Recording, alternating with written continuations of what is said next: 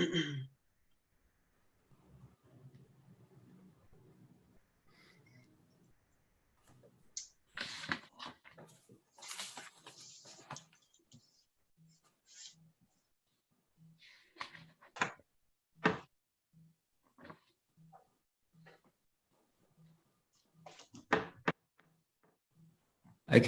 Chair, we should now be live on YouTube, so it's okay to start the meeting. Thank you very much. Welcome, everybody. I trust you're all well. We are just about to start the meeting of the Northamptonshire Police, Fire and Crime Panel for 24th of September. Our first item on the agenda is apologies for non-attendance.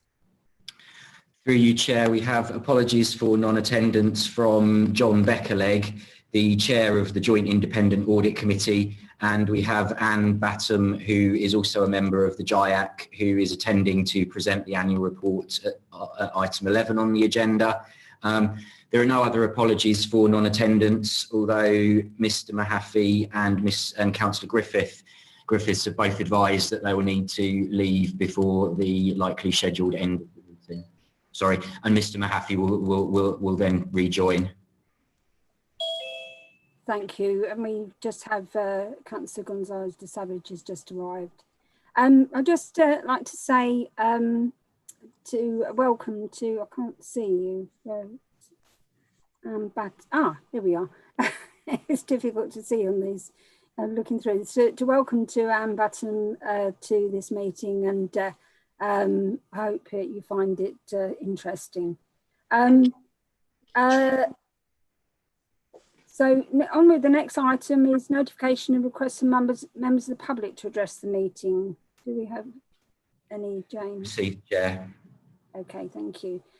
Next is our declaration of members' interests. Members are reminded that where they have an interest in any business to be considered at this meeting, they must declare it in accordance with their respective code of conduct. Do you have any interests? None seen. I take it you all are familiar with the sort of procedure Chair, can I come in, please? Yeah. So it's Richard Auger, Deputy Chair. I've just had a call from Ian Gelly, who I'm wondering if James, can you please send him via email the link again, please, and I'll let him know by text that it's on its way. I think he may have misplaced. Okay, thank you very much. Okay. Thank you, Chair.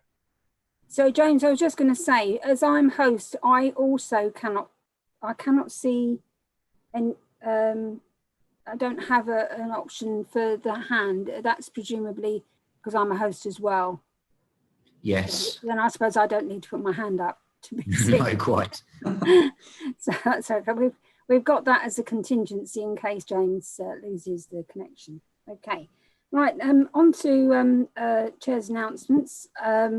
As you may have from other meetings, you asked to mute your microphones when you're not speaking, and to use the raise hand function. If you're not sure how to do that, please say now, and we will look out for your hand to call you to speak.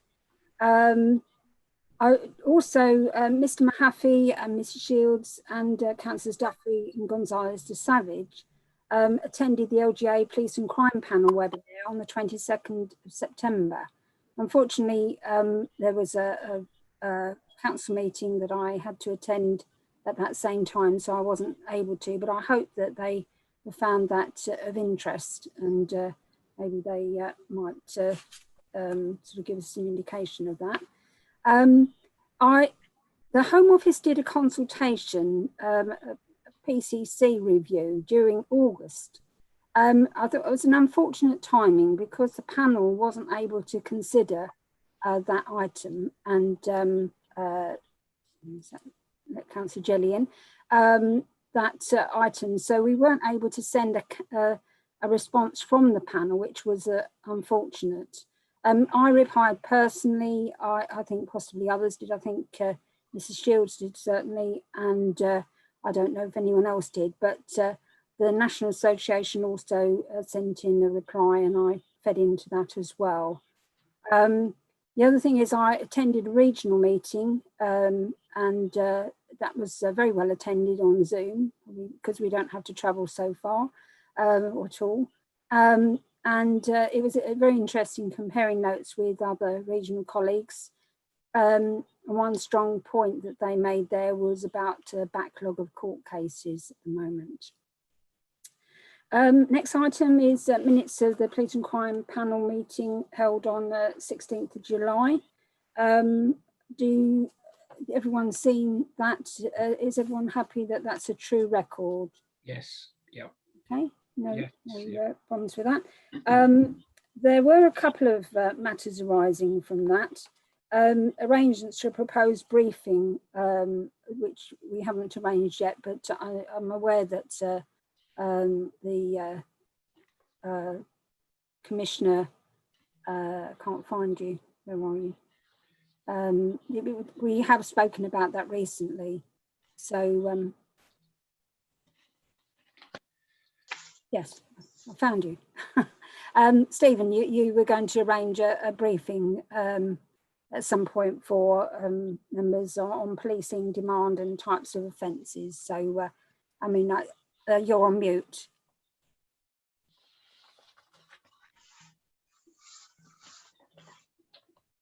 Stephen, you're on mute. We can't hear your pearls of wisdom.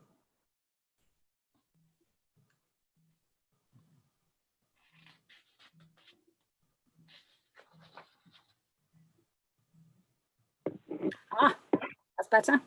No, I should be. I've dialed in. Are you hearing me from my computer? Because we dialed into an audio, so we wouldn't have a problem. Well, the mute sign was up, so obviously we couldn't hear. Well, but we can now. Well, we could. You've just turned it back on mute. No. What I'm trying to say, Madam Chairman, is that we dialed in with a separate audio connection. Are you hearing me through the computer rather than through the? I can hear you, so I don't know where it's coming from. Excuse me a minute. I'm going to just mute it.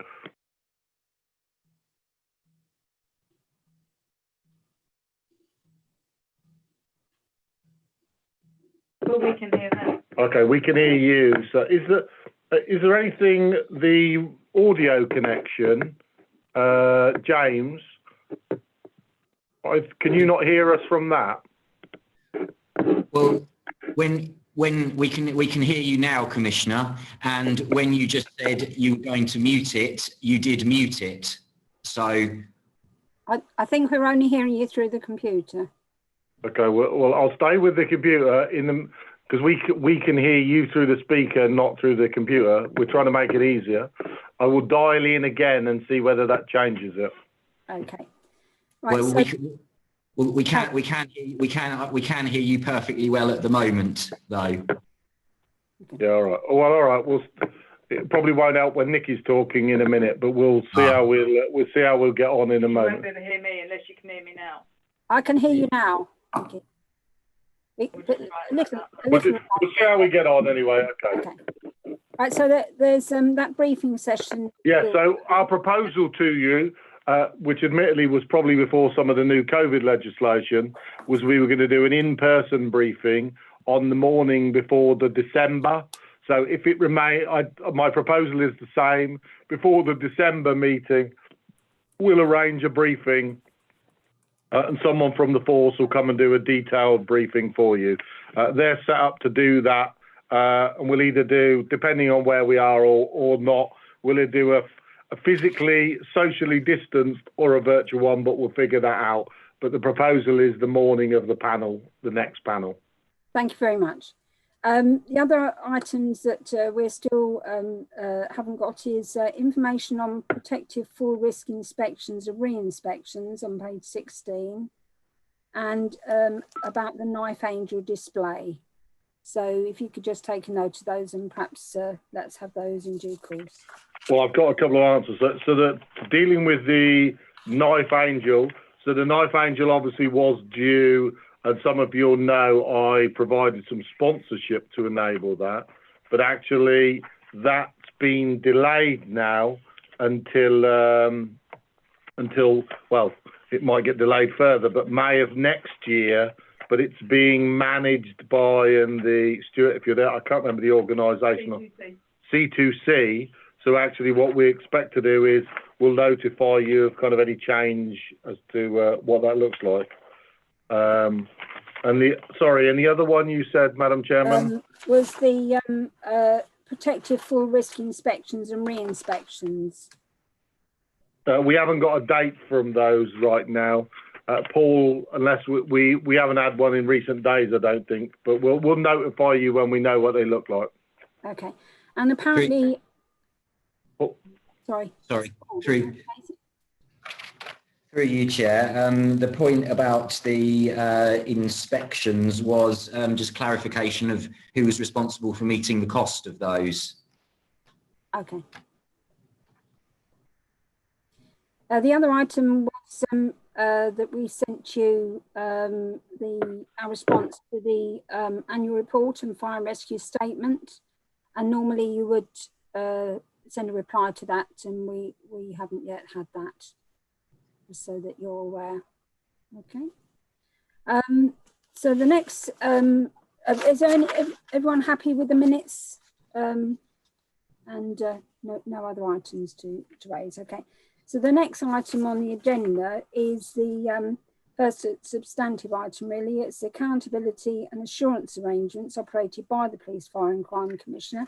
And I'll hand over to the Commissioner now for that.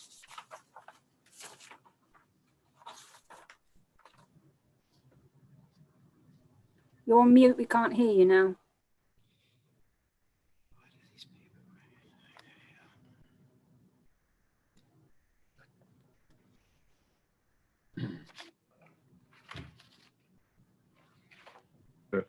Okay, I'm going to leave them both on.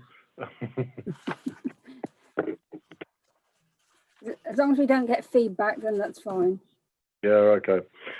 Forgive us if we look a little frazzled, as we've just had the Prime Minister visit Northamptonshire Police this morning.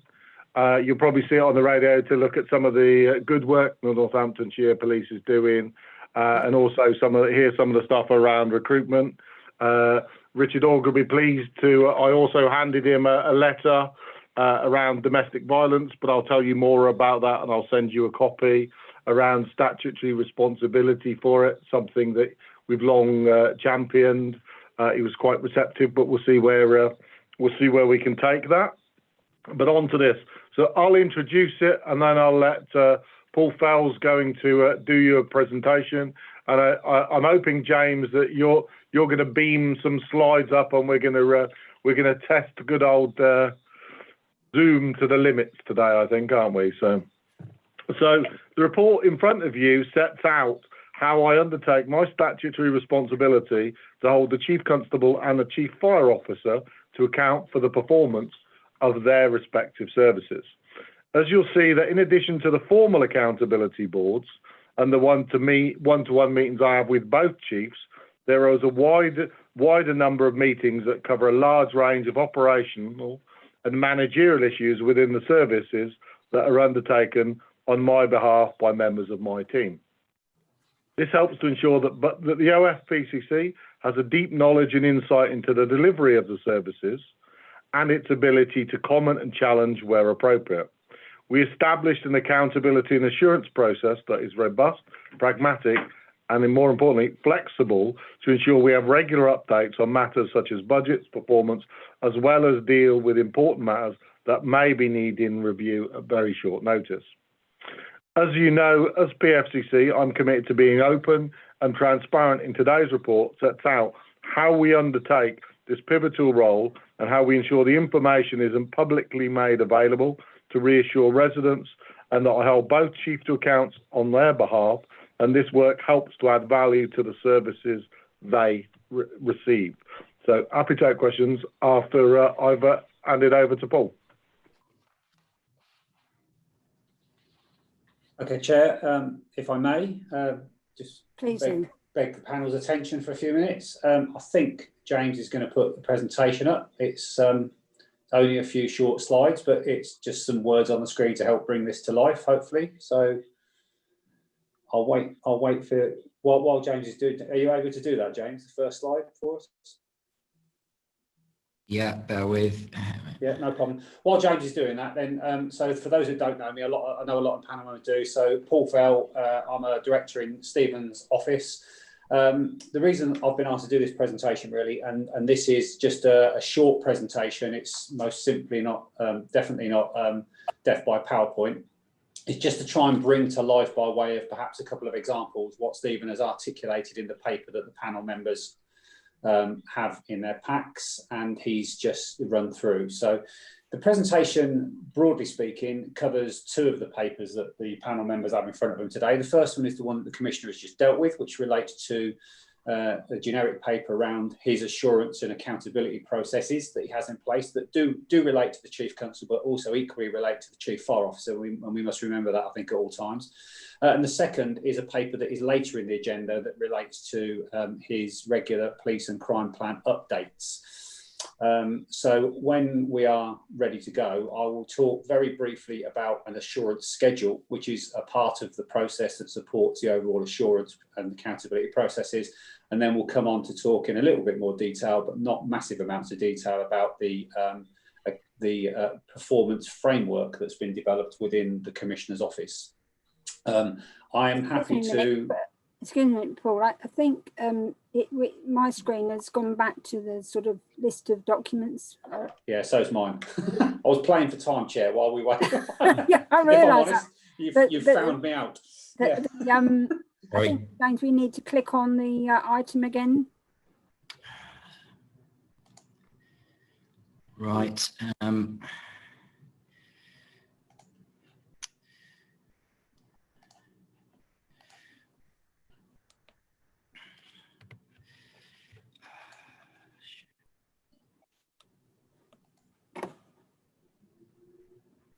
Something happened. I've admitted Councillor Gonzalez Savage 3 times, so Can I just check? Can members see the presentation now? we can now. Thank you very much. Excellent. No. Thank you. I'll have to. Right. Yes, I can. It was included with the papers sent out to you for the meeting in any case. Yeah, it is. Yeah, got it. Okay, everybody, I think everybody's okay. I'll carry on, Chair, if that's okay. Yeah. Conscious of time as always. Yeah, so just to reiterate that. So this presentation, it's short in nature, and it relates to two papers. One that Stephen has already referred to around its overall accountability and assurance process. And then the latter slides, and the majority of the slides in this presentation actually talk about the performance matrix that's been developed within the OPFCC with Stephen's blessing to, and under his guidance to, monitor progression against the police and crime plan. So James, I'm nodding my head now. Can you move on to the next slide, please? Thank you very much. So very quickly then, so as I say, this presentation is short and to the point. I will answer questions at the end of it, or perhaps preferably after Stephen has presented his police and crime plan update, or I'll support him in answering questions if I need to or if I can. So it's not death by PowerPoint. So at the heart of this, there are 5 things there that are on the AIM slide in front of you that I intend to try and articulate in the next sort of 8 to 10 minutes or so. So number 1, assurance schedule. So this is just one of the means that we utilise within the Crime Commission, the OPFCC, to determine what matters that want to be brought to the accountability board itself. So I'll use an analogy that the assurance process is a long stick, and the pointy end of the stick is the accountability board. There's a lot of measures that we can go through before we get to the formal accountability board, but this is a way of helping us understand what we want to ask of the chiefs. And more importantly, it's a way of letting the chiefs know what's coming, because the accountability board process isn't necessarily about catching people out. It's about making sure that we support and challenge the Chief Constable and Chief Forester to deliver better services to members of the public of Northamptonshire and make the county a safer place for all. So this is a sort of a mixture really about what sort of things are concerning the Commissioner, what sort of things are of interest or we might think would be of interest or require an explanation to members of the public. What are his specific responsibilities? And I'll come on to some of those later, so I don't repeat during the presentation because I've got a slide on those later. The second one is about what's the purpose of the framework. So it's all very well saying we've developed a performance framework, but why have we developed it and what this actually means? The third area is about the development of the framework. So just give the panel members a very quick overview of the process that we went through in order to develop it and include the measures that we have chosen to include. And then the last two items really perhaps are the most important really, which is how the performance framework fits with the agenda of the police and crime plan, that should be, rather than panel, although I know you do very similar things, but this is about the links between the two. So how does it support us deliver the outcomes in the police and crime plan? And then the last one about the implementation, broadly speaking, this is about how we use this plan and how we use this framework and how we intend to use the framework in the future. So James, if you can move on to the next slide, please, that would be useful.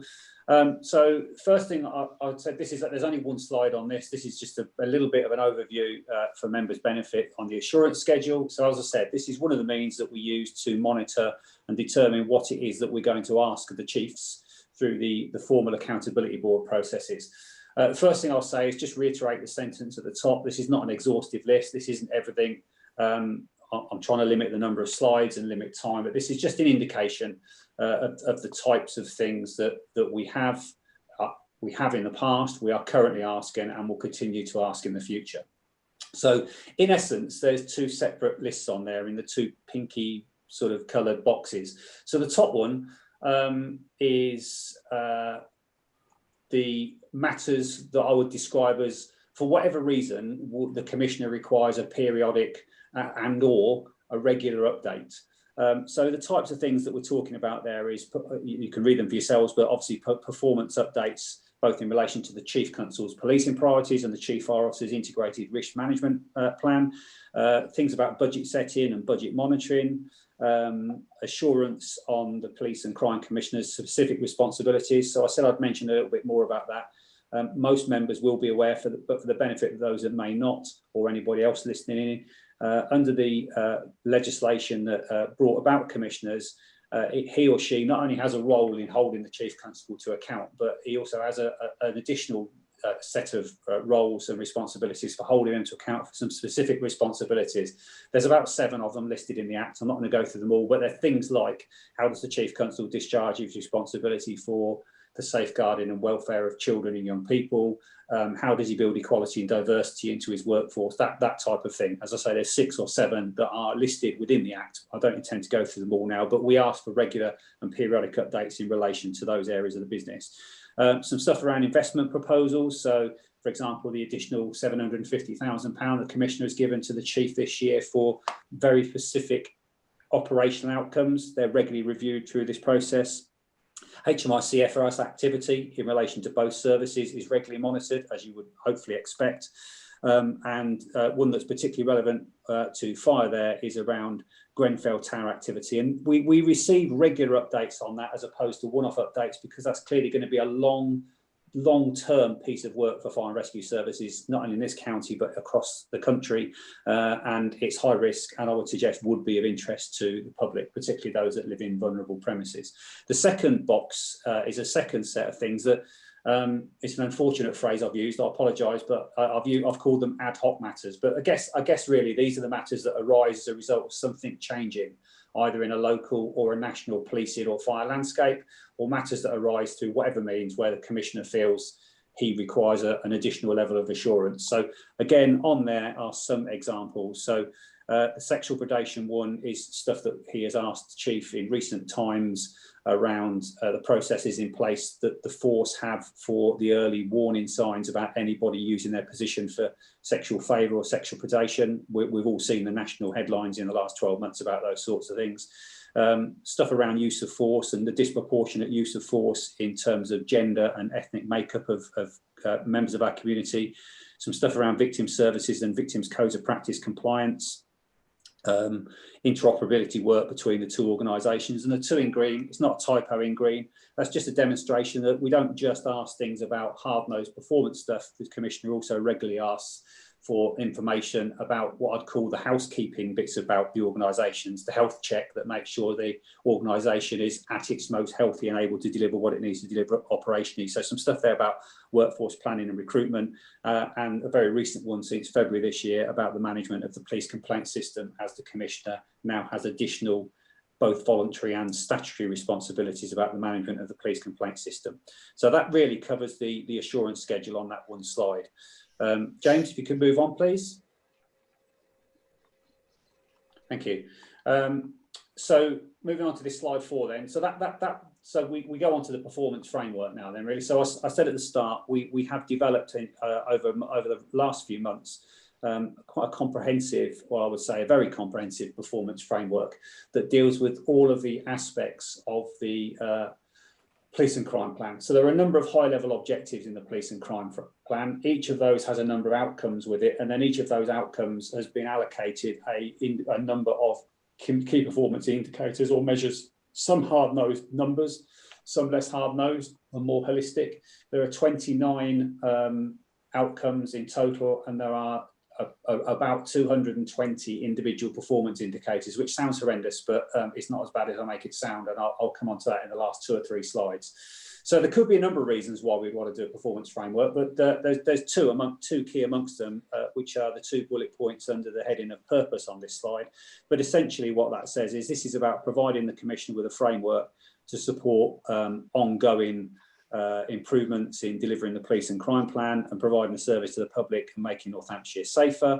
And the second one is to provide the Commissioner with a holistic assurance model, rather than just look at a set of binary indicators, which again I'll come on to in a couple of slides time. It provides him with a much more holistic overview, which he can then use an element of professional judgment to deliver to the public and to yourselves as members of the panel how effectively he thinks that he is delivering the outcomes that are contained within the police and crime plan.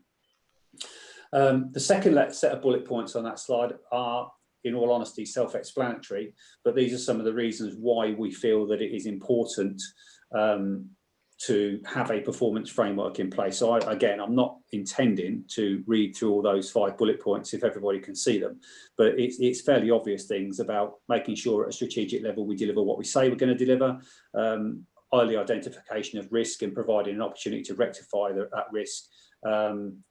There's a bit in there about accountability and ensuring continuous improvement. So again, I'll take questions on those at the end if people want to, but I'm not going to read them all out for the sake of time. So James, if you could move on to slide 5, please. So that's a little bit. The previous slide was a bit about why we did it. So a little bit about the framework itself now, and some key points really to bring out here. So the framework in its development has utilised the skills and experience of a number of people within the office of the Police and Crime Commissioner's office, but also outside within the force and elsewhere.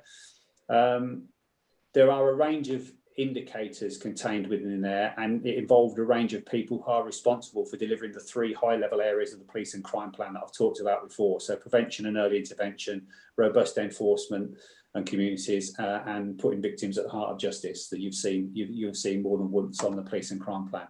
And as I said a little bit earlier, it provides the Commissioner with a much wider holistic approach to looking at the delivery of the outcomes within the police and crime plan and what success looks like, rather than a simple reference to a binary set of numbers, which quite rightly are important because it shows whether things are going up and down, but it doesn't necessarily on its own paint the whole picture.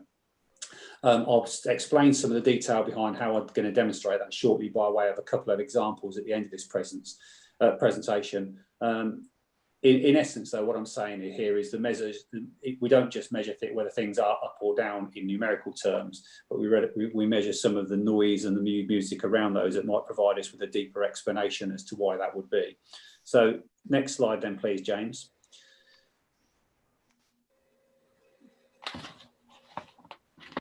Thank you very much. So 3 last slides then, Chair, and I'll run through these quite quickly, but in essence, these slides are taken from the reason that I've picked these subjects is no more science behind this than there is one from each of the three high-level strands of the police and crime plan I've talked about. So first slide relates to road safety. So as you'll see on the left-hand side, the police and crime plan priority area is road safety. One of the outcomes within that is for us to reduce the number of people that are killed or seriously injured on the county's roads.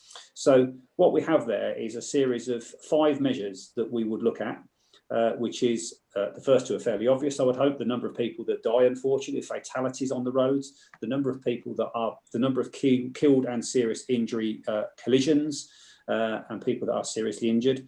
And then we look at the number of drink drivers, the number of fixed penalties issued for things like speeding, using mobile phones and distractions whilst driving, not wearing seatbelts. So the types of things that we know that if they are not policed effectively are likely to lead, evidence suggests they're likely to lead to people being seriously injured or killed in collisions.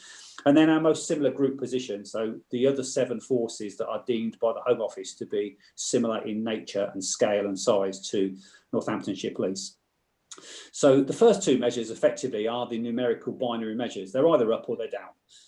So the number of, without being too crass, the number of people that die on our roads will either be more this year than it was last year, or less than it would be last year, in all likelihood, one of those 2 outcomes.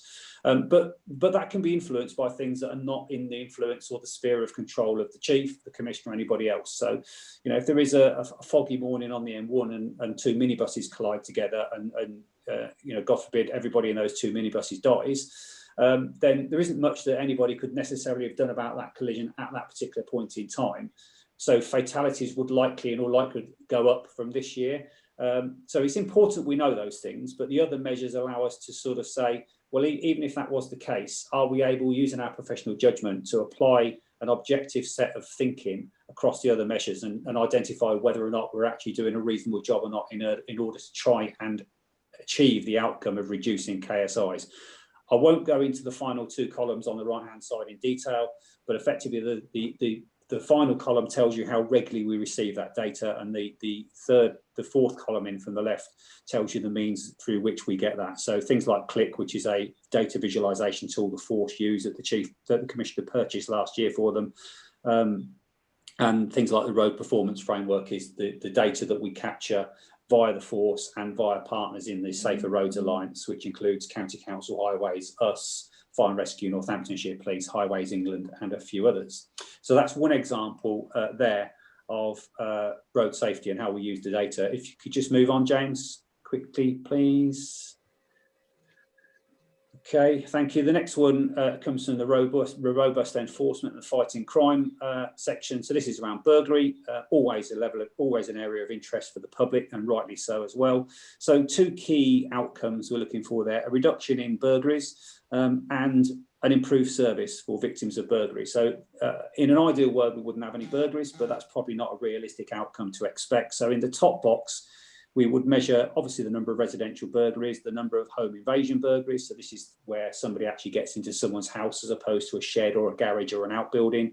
The position of our most similar group, their national position in relation to the other 42 forces in the UK, and the number of non-residential burglaries. So that's, largely speaking, numerical measures. It is either up or down, but by taking a holistic look at those 5 or 6 indicators, again, we can use a level of professional judgment to determine how well we're doing. The second set of measures that relate to service that's there because we strongly believe that this isn't all about just reducing burglary. This is about an acceptance that sometimes some bad things are going to happen.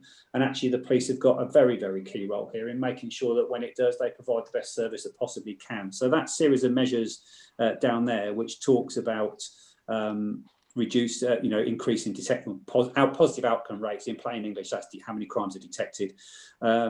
The forensic attendants, how often are forensic scientists attending scenes of crimes, how often are they recovering fingerprints, how often are they recovering DNA samples, you get the picture. Victim satisfaction, is that going up or down? What things are people saying they're not happy with? And the last one is there specifically because already through our measurements of looking at the overall satisfaction levels, we've identified that one of the key causal factors for people not being satisfied is the frequency, or perhaps the lack of frequency would be a better description of how often they're updated about the state of an investigation when they're a victim. So that one's on there, which just goes to show that we do have this flexible approach. We can change these indicators as we go through. So again, my contention is there, taking all those measures into account, using a level of professional judgment, we're able to demonstrate not only whether burglary levels are up or down in the county, but whether we can say that we're providing a good level of service in terms of achieving the outcomes. And then the final slide, really, in reality, James, if you could just move on, because the last one is just a summary. This is from the last strand about witness care. So this is about witness care. So the outcome we're looking to do is to increase support and satisfaction for witnesses.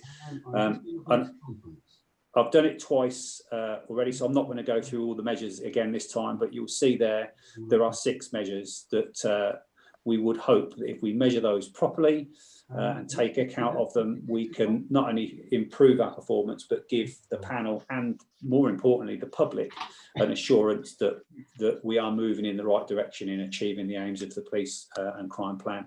Which brings me to my final slide, which is really just a summary. So we've explained, or hopefully I'll give the members a little bit more understanding of what the framework is, how it was developed, and how it will be used as we go through. But in reality, we would anticipate reporting to the panel on an ongoing basis how we are delivering the police and crime plan based in using the structure that I've just demonstrated in slides 6, 7, and 8 in the presentation. So the last 3 slides. So we would be able to tell you we were reporting, for example, on burglary, and that we felt we were moving in the right direction, and this was the rationale as we were moving in the right direction. Now, if burglary levels are going up, thankfully they're not at the moment, but if burglary levels are going up, of course, we would make it quite clear that burglary levels were going up, but we'd also make sure that holistically we feel that whilst burglary levels might be moving in the wrong way, generally speaking, we are delivering a fairly good service in relation to burglary because of X, Y, and Z and all the other indicators. So that, I apologise if that's a very quick run through, but I am conscious of time. Chair, happy to take any questions either now or supporting Stephen when you've done the next paper that's relevant to this presentation. Thank you very much, Paul and Stephen. That's very comprehensive. Does anyone have any questions or comments? Richard? Thank you for the presentation. It was just really, I understand that the police are responsible for the operational side of policing. But when we are just going through these sort of performance reviews, these accountability reviews, do we have, does the Commissioner have any influence on particular tactics? Say, for instance, that that maybe there was something going on somewhere else in the country that was being very successful, say in limiting fatal collisions. How much influence, is it just influence and negotiation, or does the Commissioner have a little bit more power to direct tactics in dealing with some of these issues? I can provide an answer, but did you want to go first, Stephen? Yeah, actually, I was almost interested to see what you said first, Paul. But no, we won't play that game today. I think that you hit a golden nugget and a thread that's there. The policing protocol, which I'm sure every member of this panel has read, really very clearly sets out the responsibility of the Commissioner and also the responsibility of the Chief Constable and also the panel. That's why I assume everyone's read it. I won't ask for hands up in case anyone hasn't, but it is available to download. But one of the things that's very clearly in there, and it's interesting because it's grey.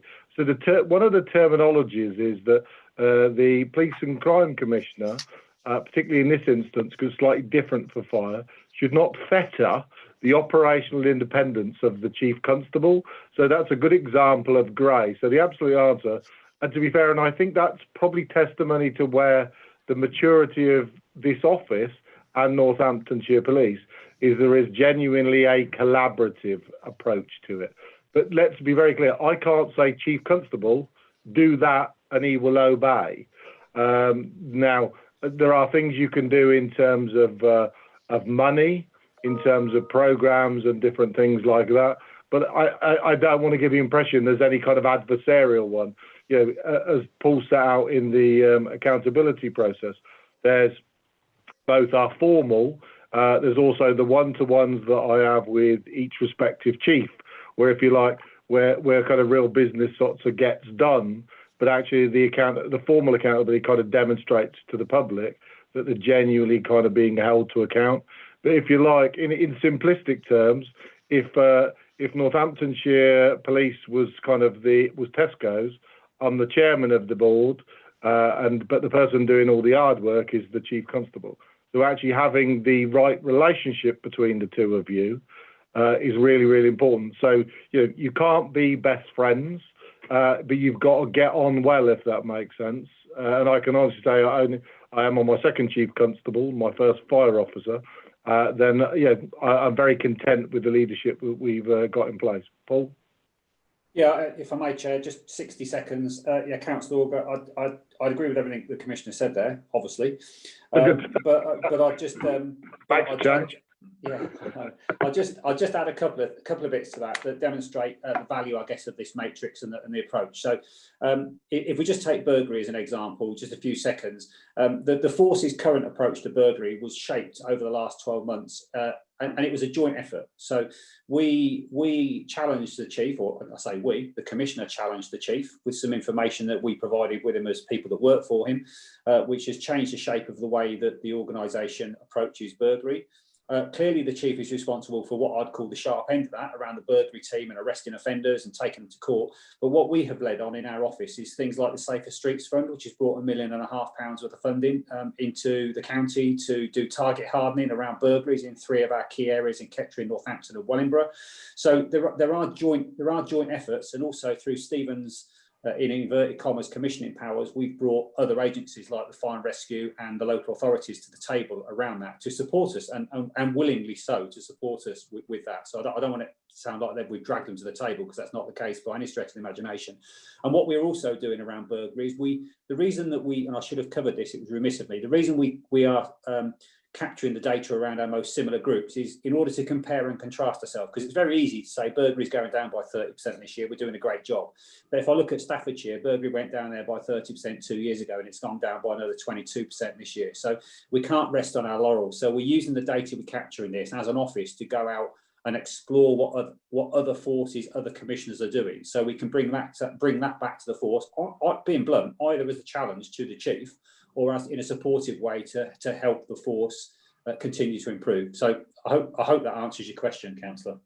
And just to book stop that is one of the things we do quite, and do you know what? Quite a lot of it can be a waste of time, because you, Richard, who's been in policing, lots of police officers want to get promoted. So lots of projects are doomed to succeed, in my humble opinion, when you talk to other forces. So aren't we wonderful? And you the headline looks good, and then you sort of scratch below the surface. So in some respects, we're kind of helpful consultants that go and look at that, test some of those things.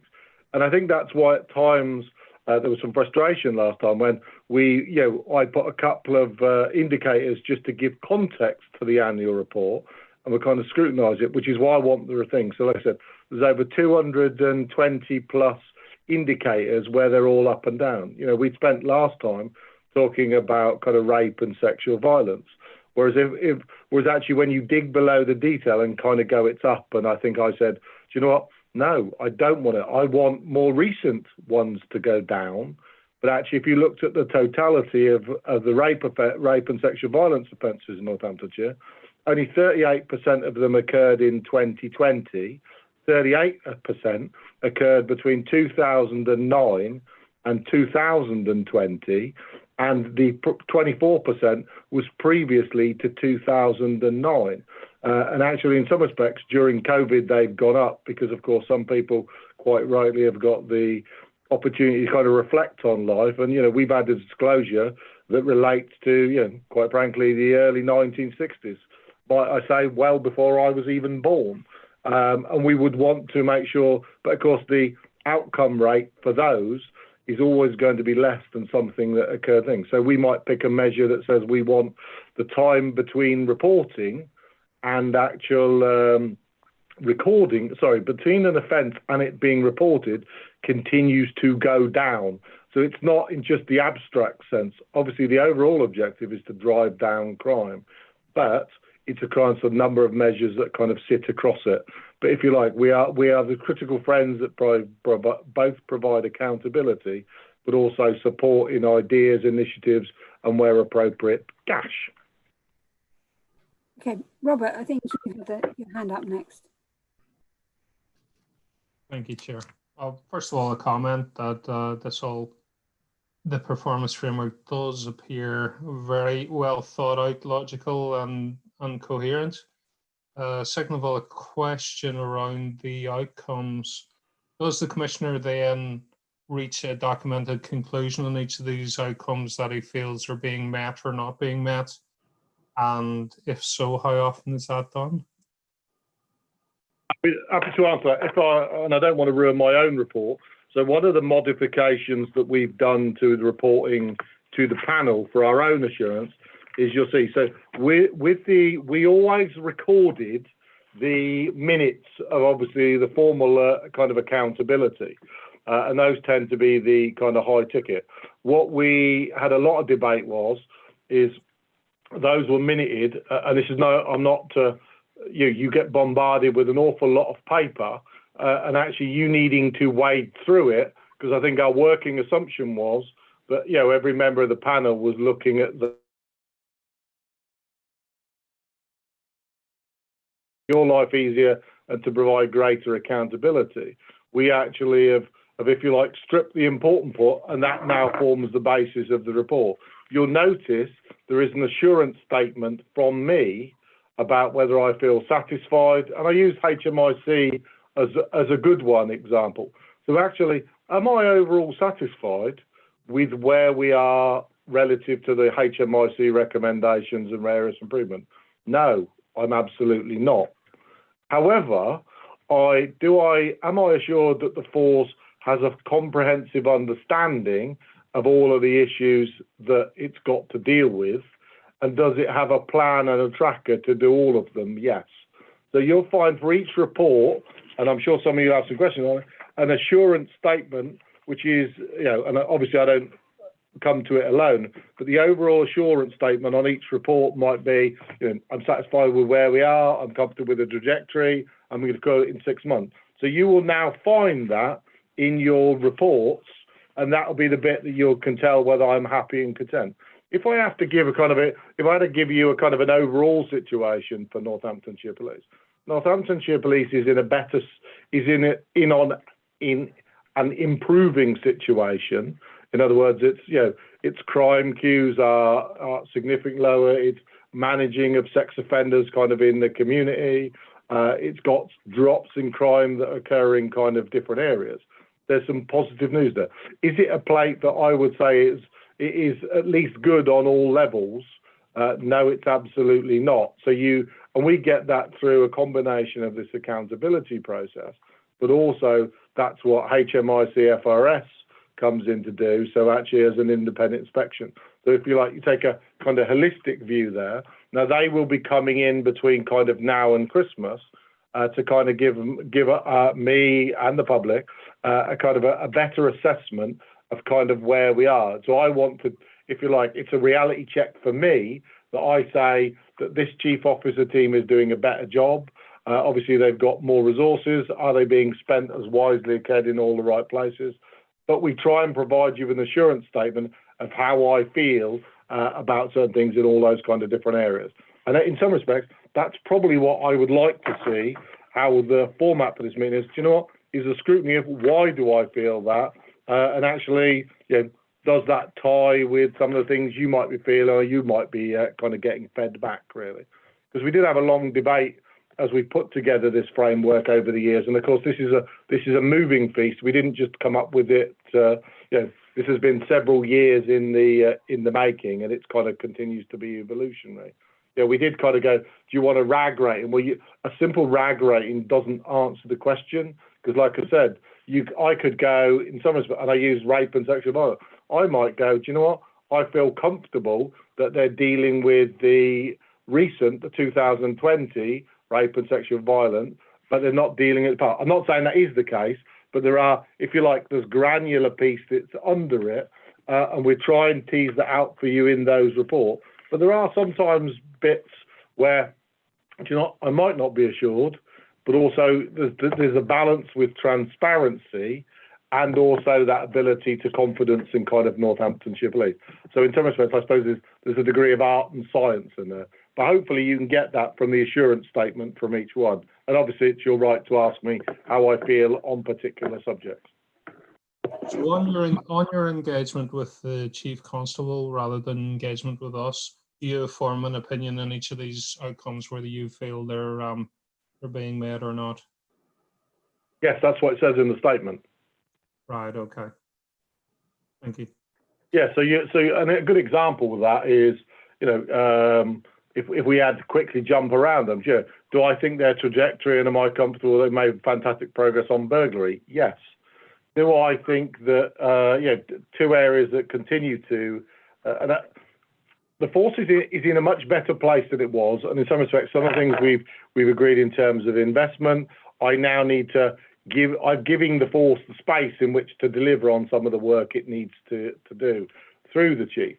But if I continue to be extremely concerned about rape and sexual violence, domestic abuse, and knife crime. But also it's worth bearing in mind, and that's one of the things we'll go through when we get into it. There is a lot of overlap sometimes in those numbers. So a good chunk of the knife crime might be that a knife was present, might not have been used, but was actually in the knife crime statistics, in the DA statistics. And that's why I kind of want you to get the deep dive. And I think some of what I'm saying then will also be that bit clearer. Thank you. Councillor Pritchard. Thank you, Chairman. We've been through an awful lot of areas with regards to categories of crime. I don't know whether this is a question that should be actually posed when the Commissioner gives his overall report, but nothing has been mentioned with regards to the clear-up rate of crime yet. And when you think, if I remember correctly, on the last report, the clear-up rate was something like 12%. The clear-up rate is part of the metrics that we actually have in our assurance. I think actually an example Paul gave, it's actually on there, I thought, wasn't it, Paul? I didn't see it when I read it. Yeah, it is. Councillor Pritchard, there is. The short answer is, yeah, your point is absolutely valid. That's the first point. But the clear-up rates are included as a part of the binary measures. And if you look on I think it's slide 6, if you've got them in front of you, the burglary one, the positive outcome rate, which I think I said in old money is detection rates, is on there as part of those measures that we look at to get that holistic view. I presume that when the Commissioner gives his report, we actually can find out what the actual clear-up rate is at the moment. Not today, you're not, because there's two parts for that. And I'm not trying to. It sounds like I'm trying to think. So we've asked there. We talked briefly. Some of you went to the local government thing. Will have noticed there was a stuff around kind of backlogs. So there is also what constitutes, and I'm not trying to be difficult, but I throw back to you, what constitutes a clear up? So is it a successful prosecution? Is it the delivery of a completed file to the CPS to proceed with a prosecution? I think most of us would say it leads to a successful prosecution. However, if I take the backlogs right now, and I just give you some other, so if you look at the case backlog for Northamptonshire Magistrates Court, there are over 5,000 cases in backlog and probably 500 cases in the Crown Court, right? Now, do you know what? And that's through nobody's fault because of COVID, social distancing, and they've published a recovery plan. Now, as a commissioner, we've got soft power, if that makes sense, to hold others to account and shine a light on some of those areas. But potentially you've got, how can I say the force's clear-up rate for successful prosecution will continue to deteriorate, I would say, over the next 12 months on the back of the fact that they can't get cases to court. So that's partly why I want to give you some of the bits there. And also one of them, and I use burglary as a really good example, and I'm going to ask Paul Fell to explain it in more detail, because as an ex-copy can. But actually, the reason we use successful outcome, so burglary, was somebody detained for it? So actually, sometimes they can't prosecute, and police the decision who to prosecute, recommendations are made, but ultimately the CPS decide that, and then it goes to court and a jury of peers where appropriate. But actually, on proving that somebody was there is actually much more difficult than it is to actually prove that they handled stolen goods, for instance. So actually, one of the reasons we've had such a success on burglary is more work's been done. Paul, can you give some insight in the difference of charges that they might use to demonstrate a successful outcome? Because you can't just use that one. Yeah, I mean, it is more complex than I'm going to make it sound, but in reality, we don't need to get a prosecution in order to have a positive outcome. Basically, the police don't need to have someone convicted and sent to prison for 5 years in order to have a detection. That comes farther down the, effectively in very blunt terms, is there sufficient evidence to charge or proceed with someone under some form of outcome in order to get a positive outcome? A positive outcome could also be something that doesn't result in a court case at all. It could be, this is probably unlikely in relation to a burglary, I accept that, but something like criminal damage, it could be some form of restorative justice where, for example, the offender offers an apology and fixes the damage they've caused to somebody's fence. I think if I just may, Chair, just 30 seconds in answer to both Councillor Pritchard's and the previous members' comments in terms of how this should be reported, it's my intention as the year progresses, during the life cycle of the police and crime plan, for each of those outcome areas that I described, we will provide a narrative to Stephen about how we think we are doing in relation to that, which will refer back to the figures that are so if we go back to the burglary, I'm not going to go back to the presentation, but you record for those two outcome areas, they're probably in the region of 11 or 12 measures. So we would provide a narrative about we think we're doing okay, or we don't think we're doing very well around this. And the reason for the rationale for that would be in the narrative. And so that might well be that burglary rates are reducing, but positive outcomes are not as good as they could be. So you could have a situation where burglary levels are flat, positive outcomes are down, but actually if 95% of the victims say they get a good service, we could say that we're doing a fairly reasonable job overall. So I think it was the previous member that mentioned about the writing. I think that's what you're alluding to in part. So there will be a form of narrative for each of those areas that will draw upon the data that is used to provide that professional judgment. I hope that makes sense. I'm not sure I've done a good job of explaining that, but hopefully it does. Okay. And Paul kind of introduced there some of the ones. So one of the ones, so if I take, I talk about kind of the RASO one. We potentially, how do I measure in terms of positive outcome? If I say to you that on RASO, roughly, as a broad number, it varies between 40 and 50% of victims do not want to go ahead with a criminal prosecution. Now, that to me is a bit of anathema, and we want work done to say what's being done to, is it support people? Are they put off by the actual process? Or is it just actually they're reaching out by reporting and they actually want help? So obviously things like confidence measures of victims, are those sorts of things that in terms of that. And that's why I say we're going to make that specific briefing so you can kind of get under the detail in terms of some of those. But that's also like we've done some work. So actually, if I've got a low-level DA and both agree to counselling and they don't go on to offend, there hasn't been a criminal outcome, but there actually has been a positive outcome, and their relationships has improved as a consequence of that. So we'll give you some of those. So in some respects, the key piece, I suppose, is we will be able to share as we go forward whether we feel as a police and crime plan we're doing kind of good, bad, indifferent, must do better. And also the other one you'll have noticed in Paul's presentation, he used a thing called iQuanta. iQuanta allows us to benchmark Northamptonshire police against kind of other forces across the country. And that's really useful both across our MSG, our most similar group, and sort of some of the others. So, for instance, if I use burglary as an example, last year we were, or probably 2 years ago, we were 18. We were in the bottom third on the national picture, and pretty much 8th out of 8. Now I think we're 4th or 3rd in there. And actually, broadly, I think we're kind of in the middle of the table. So you've kind of got those sorts of benchmarks that are going on. But one of the ones that was quite interesting, which came out, I was aware of the report, but actually also came out before, after, it was published after the panel is what I'm trying to say, is the crime data integrity. So what that is that's where HMIC comes in and audits the force to look at whether something was, a crime was recorded. Now, this is kind of, in a simple terms, it kind of implies that anyone who's not got a good CDI means that they actually haven't recorded crime properly. That's not quite true. So in other words, that means, I can assure you all forces in this country, if you ring up and say there's a crime occurred, it's been recorded.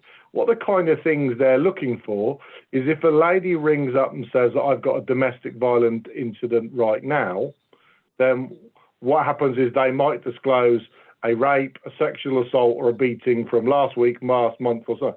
Now, sometimes, and this is through dialogue with the victim, we need to deliver kind of, under the Victims Code, victim-led appropriate response.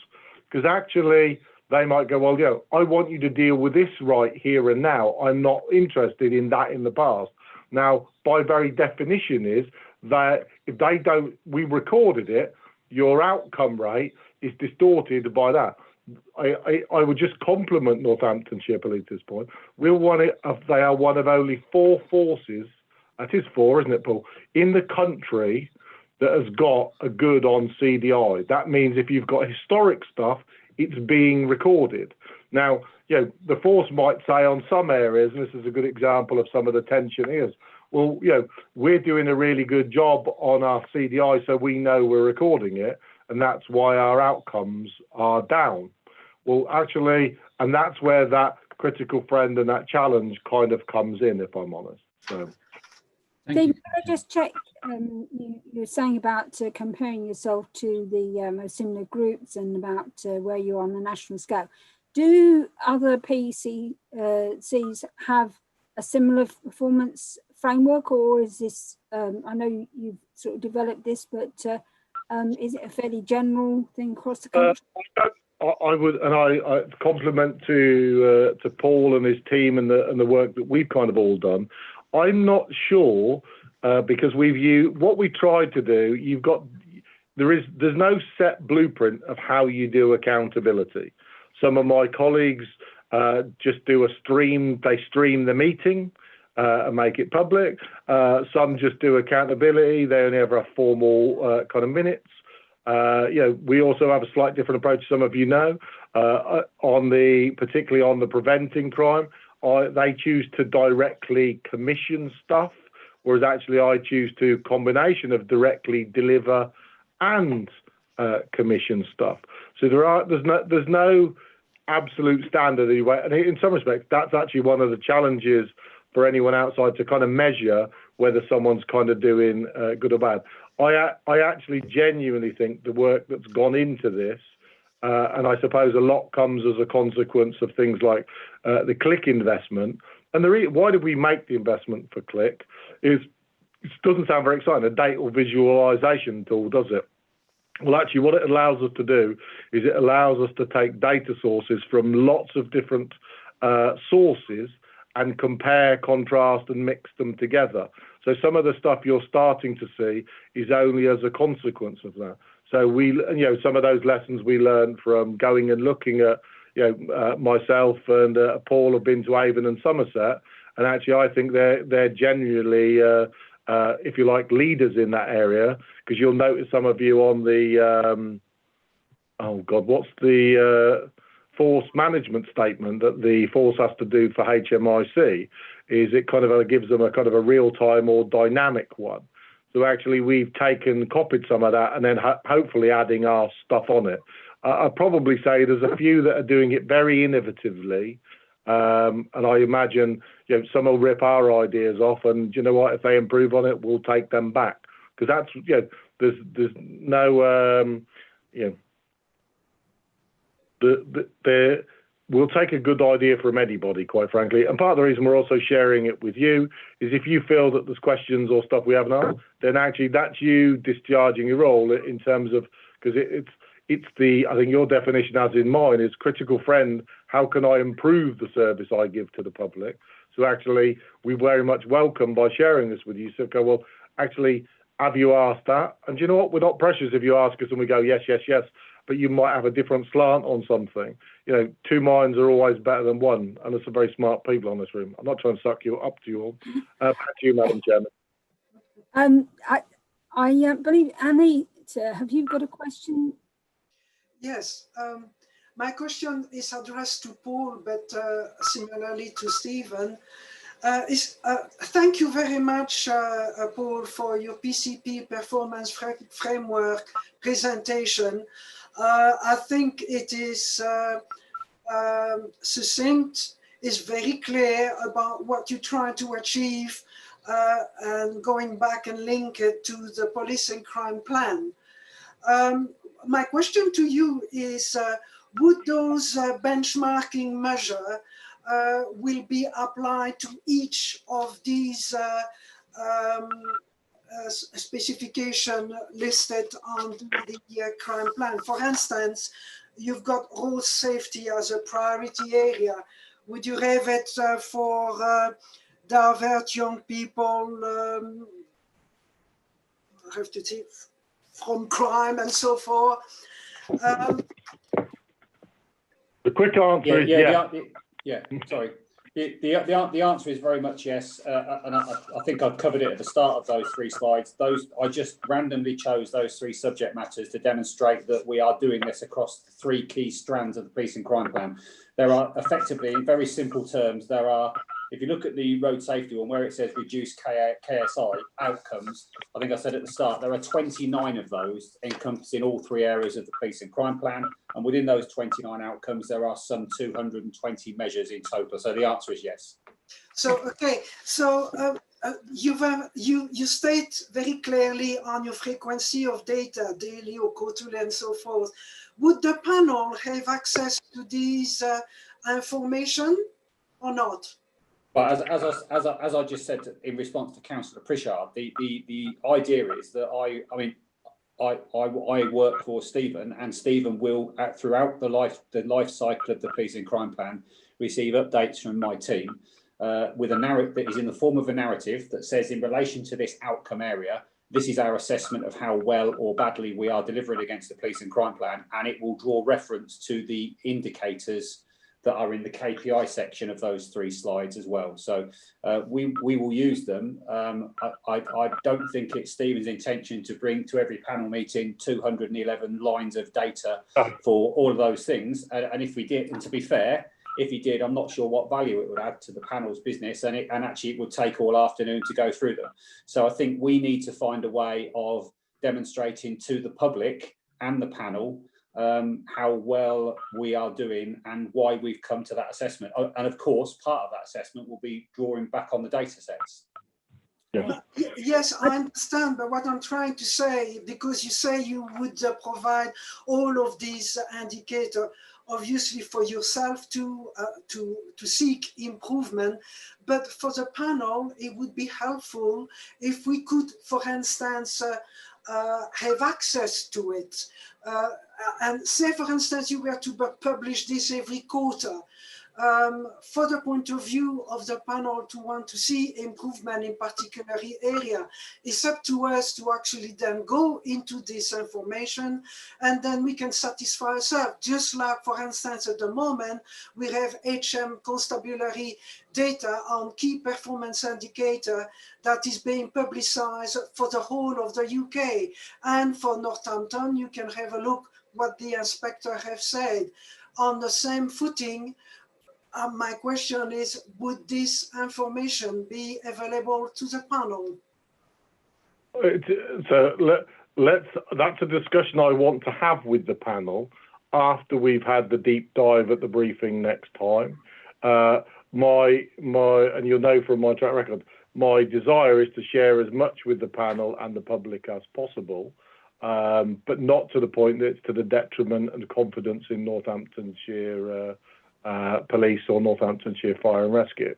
So actually, I think what's likely is, at the high level, you should get from me as part of the annual report on the police and crime plan, whether I think the overall trajectory is good, but am I content, and am I content with the direction of travel? And I think those are the kind of almost the ups and downs bits of where we are, and there's a narrative that kind of sits with each one. I think the bit I suppose I want to make sure everyone understands, there's no absolute yes or no in terms of right or wrong. So actually, like I said, I use the RASO and the rape and sexual violence, overall it continues to increase. I mean, if I take one of the recent months, something like 80 to 90% of disclosures were not in the last 10 years in 1 month. Now, you know what? That's a positive thing. So that's why I say it can't be just about kind of absolute. So I think it's the narrative rather than the up and down.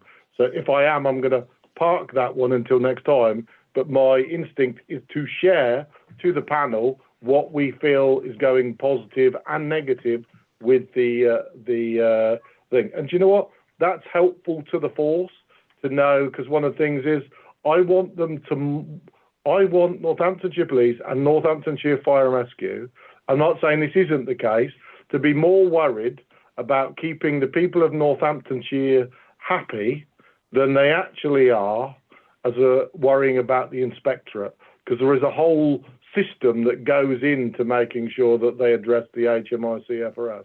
I don't know, it's an important area of assurance, but it's not the totality for me. Thanks. I think perhaps we'll move on to the next item here, but we're assured, Stephen, that we might go into this in a bit more detail after our briefing. Okay. So if we can go on to the next item, which is the fire item, the police and fire and rescue plan update. Thank you for issuing the front page in a larger font, because I would have struggled to read that first page myself. But if I can hand over to you, Stephen. Okay. I'm just going to highlight that at 2:45, I've got Assistant Chief Constable James Andronoff joining us, because I know something that was a particular interest to the panel was around some of both the COVID work and also the traveller work that was kind of going on in county, and there have been some particular questions around the horse fair. So I've invited him for 15 minutes at 2:45. I would also be cheeky just to remind everyone, given the Prime Minister was here this morning, I've got a hard stop at 4. I'm sure we get our business done on that, but actually there's a lot of stuff we didn't get done because as a consequence of that. So, Madam Chairman, as you'll see, I provided a separate update on the work we've undertaken in conjunction with Fire and Rescue, as I feel it's important that all the developments and investments we've been able to deliver are not overshadowed by a busy agenda. I also thank the panel for making sure the fire service goes first, because actually last time it becomes something of an adjunct after we spent literally all the time talking about policing. So today's report provides an overview of the work the Fire and Rescue Service have undertaken in relation to dealing with the COVID-19 pandemic, how they've worked in partnership to support and protect some of the most vulnerable residents in the county. This is a new report. I would welcome any ideas how we can develop and innovate so that we can help provide you and the public with the information they need to hold me to account, as well as adding value to our work. Happy to take questions. Thank you very much. The fantastic work the Fire and Rescue Service have done over COVID and all of the assistance they've given. I know there's some 1,500 hours of support to the ambulance service. Is there some sort of reciprocal financial arrangement with the ambulance service for that sort of service? Or are we just being very kind? The word no. Don't get me wrong, we did apply for, and I won't ruin it from Mrs. King's piece, but she might, it's probably a nice segue to say we both applied for and got a nice chunk of money actually from the government. Mrs. King, I shall give way to my learned colleague. Thank you, Commissioner.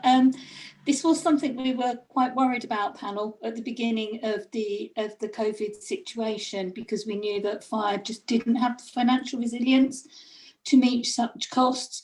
So, as the Commissioner has said, No, other services have not provided. However, we were able to, and it's set out in the finance report, make a really good case in the second tranche of funding from the government to have enough to supply those services.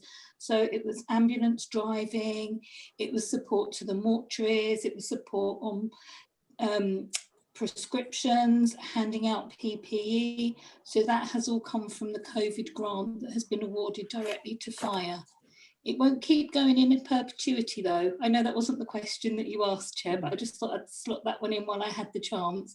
But it won't keep us going forever, but it's helped up until now. Thank it's you. interesting that it comes out of that. You know, I hadn't appreciated that that covered all of the different services, but thank you. Councillor Pritchard.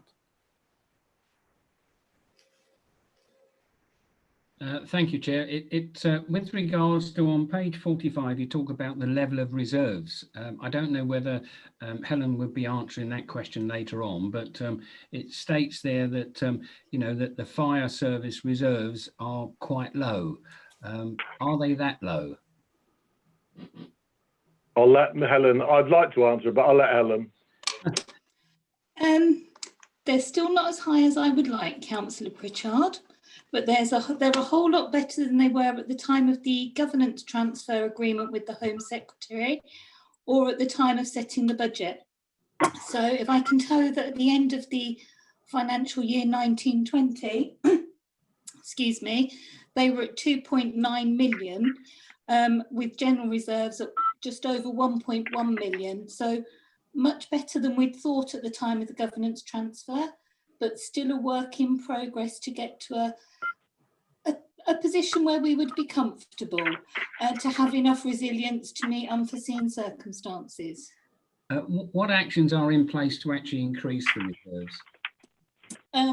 Every year in the budget and in the medium-term financial plan, the Commissioner has set aside funding to increase the reserves over the first 3 years. We've managed to do that for 2 years. We've also got a contribution in 2021 and we review that reserve strategy every year, Councillor Pritchard. So we do have a plan and we're working to the plan.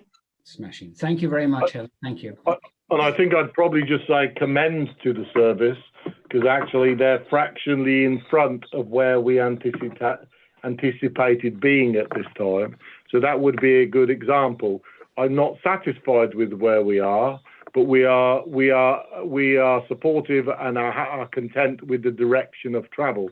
Doesn't mean they're there. It means we need to kind of manage it, and Helen does a great job of managing, nagging, nudging, and all of those sorts of things. Thank you, Commissioner. Councillor Andre Savage, please. Thank you, Madam Chairman. I commend Commissioner on the direction of travel for the fire service. I'm very pleased to see that the resilience is clearly there in terms of recruitment and the onward journeys, which are very tough, as we all know, but well done in terms of taking that onwards and upwards.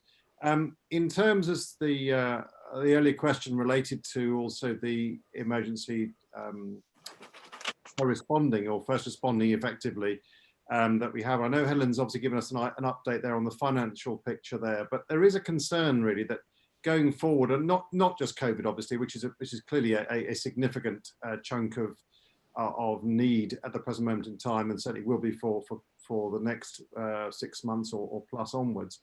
But there is an absolute need to reach a good future agreement in terms of emergency turnouts where we are assisting EMAS. Can you give me some understanding there, Commissioner, in terms of where we're going there, in terms of further agreements? Because quite clearly the fire service are brilliant and do an excellent job, but their main distraction with that, shall we say, or their main keeping the community safe, the rescue element certainly is higher and greater than fires, as we know. Where are we in terms of a future plan working with EMAS? I think that the bit I would say, the first and foremost, and one of the key kind of concerns that was raised by both myself and the HMIC report, HMIC FRS report, was really that the fire service didn't appear to be doing its core function correctly, And what that was, you'll notice in some of the reports you've been given, is availability of pumps. Way too many times we didn't have the appropriate number of pumps available. Can you just pass me the big poster? Available pumps, and actually the response time were kind of below the bit. And it's worth, you know, if I look in my first quarter, something like, so we set 14 as the absolute minimum that we should have. Well, to be honest, for the best part, a quarter of the time, we didn't have the bare minimum. We very rarely had over 18, which is what our optimum is. We tend to be in that middle. Whereas if I contrast that of late, it's, you know, you're looking at 1%. So at its core function, the service is doing an outstanding job and needs to continue on that trajectory.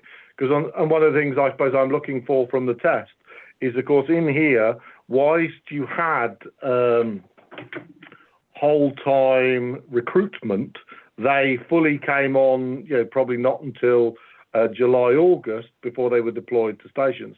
If anything, we really got the benefit of COVID in the positive sense that there were a number of retained firefighters who were working from home, so consequently had the opportunity to be available, and that kind of is a good thing. So we were able to, you know, pay them to go and drive ambulances, to do to reduce risk in kind of other areas. We continue to work in that area, but we will not do so on the basis that it compromises in terms of the core. And at the moment, we're still not. But be aware, very comfortable with the direction of travel. Stephen, the other sort of side of that is the fire safety checks. I noticed the home fire safety checks and total number of protective full risk ones, page 49, were both down. And I assume that was as a result of all the extra work they're doing on the COVID stuff. And there's only so many hours in the day. You're quite correct. There's two parts to that. One of them is that actually with social distancing, the last thing you need is a firefighter knocking on the door to try and gain entry to a vulnerable person's house. So it didn't constitute it. But however, some really good innovation where protection, and there are two parts. There's the home safety and there's, if you were like, kind of protection inspection. So there's those kind of core elements. Innovative ways have been put together like remote.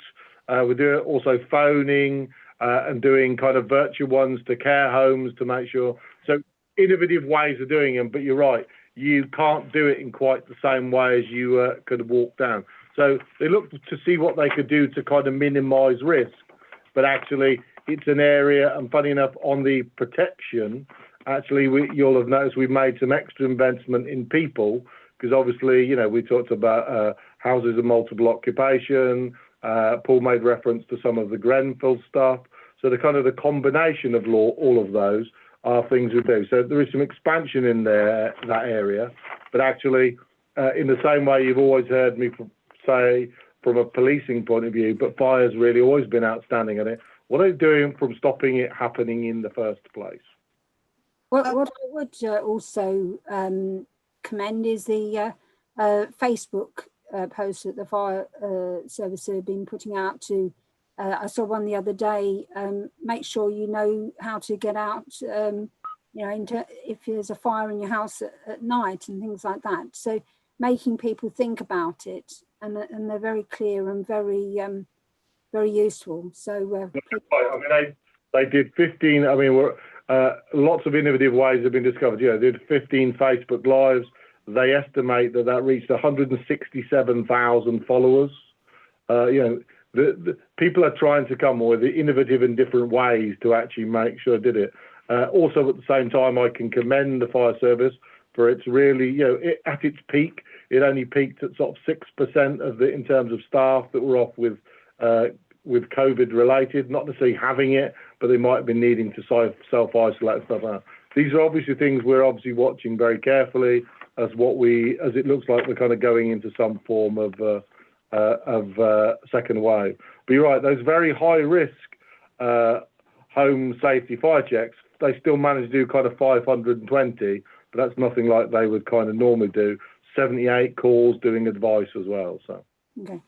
Councillor Pritchard, so I had thought your hand was up from before.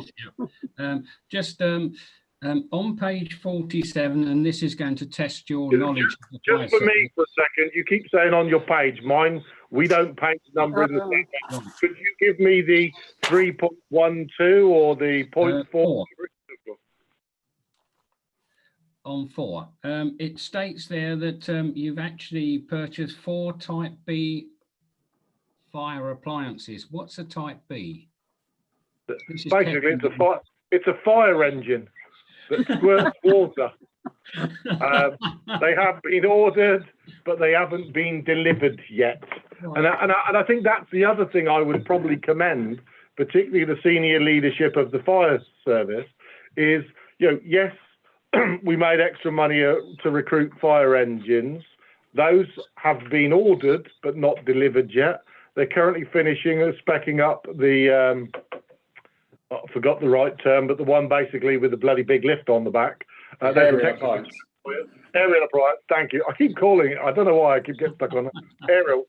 And the 20 new recruits actually came on, like I said, in the July, August. So actually, this is done, these improvements have been done with relatively small amounts of money, but good management and a deep commitment from retained firefighters and whole-time firefighters.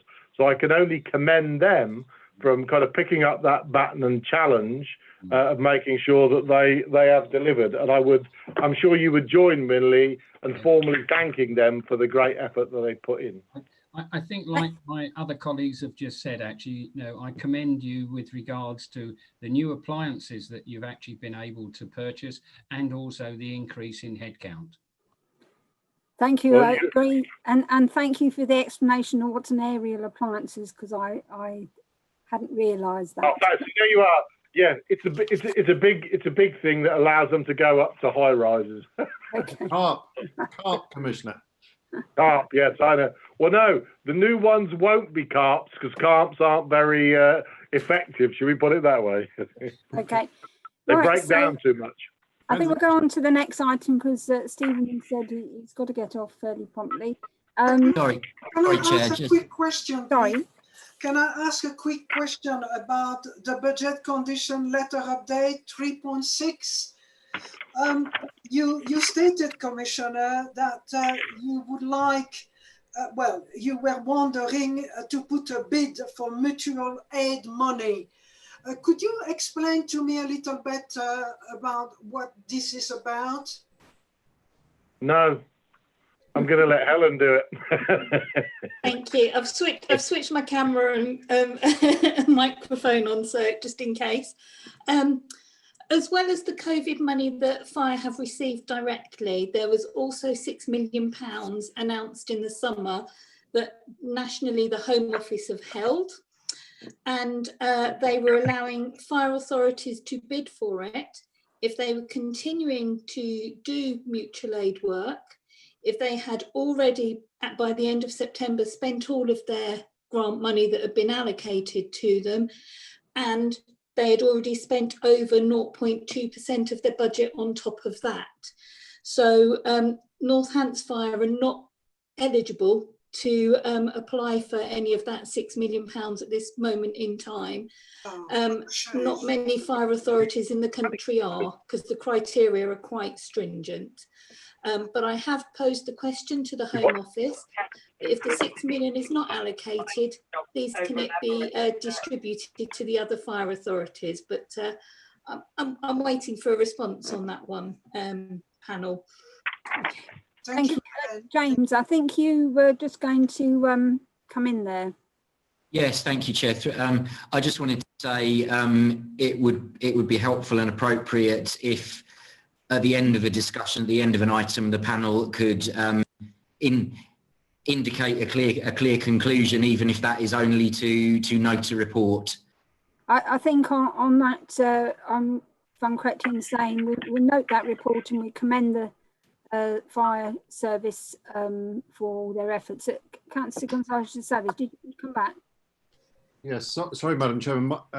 I'd agree with your point there. No, my question was relative to what Helen was just saying in terms of the commitment on the fire budget, on the 6%. I think she mentioned it. The line broke up, so I lost the actual percentage of the amount of commitment that a fire service had to have either spent or was it committed. I just didn't hear that last point she was making. Please. Okay, I'll try and make it a bit clearer. Sorry, Councillor. So, as well as all of the money that's been allocated to fire already, that had to be spent, and they had to have exceeded that by 0.2% of their budget as well, and still be providing mutual aid services.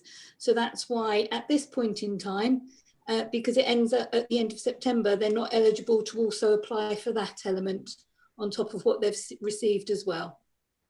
That's very kind of you for the explanation. I can imagine that no fire service in the country then will be eligible for that particular grant. That just seems something unachievable, but well done for doing that. Yeah, I don't think there's many at the moment, but we've left it until the last minute as a just in case. But no, we're not eligible, unfortunately. Thanks for clarification. And be assured, if there was an opportunity to get money, we'd get it, wouldn't we, Mrs. King? We most certainly would, Commissioner. Well done. We've kept the discussion going until now. It's certainly trusting in that. Before you go on to item 8, there's just some statement I wanted to make, if that's possible. Oh, okay, yes, certainly. Yes, carry on. So, Madam Chairman, in addition, I suppose you're aware of my letter to you. It's my intention during the ongoing pandemic to abate the pension of the Chief Fire Officer for Northamptonshire Fire and Rescue under provision of the COVID-19 legislation to ensure continuity and community safety in Northamptonshire. It's recognised by government that the current pension scheme for Chief Fire Officers can result in a detrimental fire impact for senior officers where they have exceeded their lifetime contribution to the scheme. At this point, whilst it's currently not possible for Chief Fire Officers, like it is for police officers, to opt out of pension payments, there is a precedent across fire authorities where chief officers and firefighters who reach this position be re-employed in order to abate their pension. Given the current current position in relation to the COVID pandemic and its current rise and projected impact over the winter, it was one of grave concern to me that the Fire and Rescue Service could lose its chief officer at this point in time. I therefore proposed to the current Chief Fire Officer that due to the pandemic, while I understand he might wish to retire from a pension perspective, I will wish to reappoint the Chief Fire Officer on a new fixed-term contract for a period of 2 years to ensure continuity of leadership during this time. I formally informed my intention to appoint Mr. Darren Dovey as the Chief Fire Officer for Northamptonshire Fire and Rescue Service and request arrangements be made for a confirmation hearing. I will, of course, prepare a report for the panel that will set out the criteria used to assess the suitability of my proposed appointment, why he satisfies those criteria and the terms and conditions of his appointment. Thank you, Stephen. Can I pass to you, James, to clarify our position on that? Yeah, so thank you, Chair. So through you, there's been liaison between the panel secretariat and the Commissioner's office regarding this. Obviously, the Commissioner's given the panel now an update on that and advised of the position that he's requesting a confirmation hearing for. Panel members have previously been contacted by email to seek their availability for that confirmation hearing to take place in the next week. As we have the panel assembled today, then I can advise that the proposal will be that that confirmation hearing takes place on Friday the 2nd of October, starting at 2:30 in the afternoon, which was in line with one of the potential times that members were canvassed on. As the Commissioner has said, there'll be a report from the Commissioner setting out his proposal. The agenda papers for a meeting at the time I've just advised will need to be published today following this panel meeting, and will be, as I say, will be published and will be circulated to panel members in the normal way. I'm happy to take any questions that there may be on that, Chair. Thank you. Okay, I'm clear about that, and I hope everyone else is as well. That's next Friday afternoon at 2:30. Okay, right. In that case, then, if we can go on to Police Crime Plan Delivery Update, and we are expecting Andronov in a few minutes or 5 minutes, something like that. Could I invite you to start by introducing your report, and if we have to interrupt for when he arrives, then we'll do so. Yeah, and I expect to deal with that, and also Councillor Pritchard very kindly provided some questions that he wanted assurance on, so obviously I'll address those as we go along. So, Madam Chairman, as you'll see from the report I brought today, it looks a little different to previous panels, as I mentioned earlier, and it's very important I update you on the work we undertake to deliver the priorities I have set out in my police and crime plan. I'm conscious that I've not included any force performance data, and there is a very good reason for this. As the panel, it is your role to hold me account for the delivery of my police and crime plan, as we have already discussed. It's my role to hold the Chief Constable to account for the performance of the force. With this in mind, it is my intention to hold a detailed and wide-ranging briefing, as I mentioned, from the Chief Constable on force performance, how the force records crime and the work being undertaken to ensure that they continue to improve the force's performance.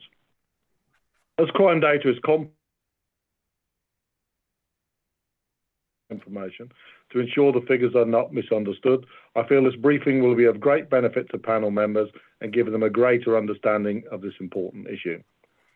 Providing crime data in itself does not demonstrate how I hold the Chief Constable account, and I believe the separate briefings from the Chief Constable will help to inform the debates we have together and will add value to the work you undertake to hold me to account.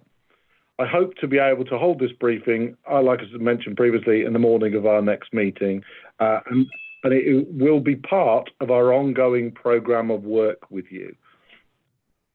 So we have developed a performance framework that Paul mentioned earlier that relates to the police and crime plan, and this, by obvious definition, is more complex and much wider than just crime performance. There are of course very important, but they need to be in the context in relation to them, and indeed an understanding that they paint a part rather than the whole of the picture. The performance matrix is a wide-ranging, and Paul Fell explained that earlier on. The performance is the sheer fact that you've got 29 high-level outcomes, over 200 indicators, gives you some idea of to do. So the development and construction of the matrix strikes a balance between actual numbers and a wide range of other indicators of success that allow me to make an informed professional judgment in order to report to the public of Northamptonshire how successfully the outcomes of the police and crime plan have been delivered.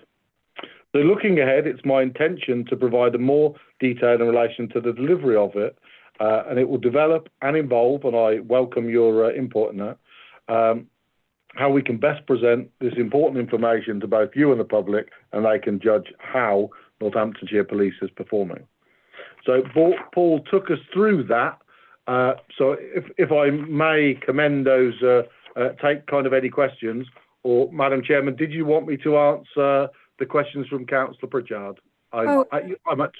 Stephen, I've admitted Mr. Andronov, so I don't think he's got a lot of time, so perhaps we can...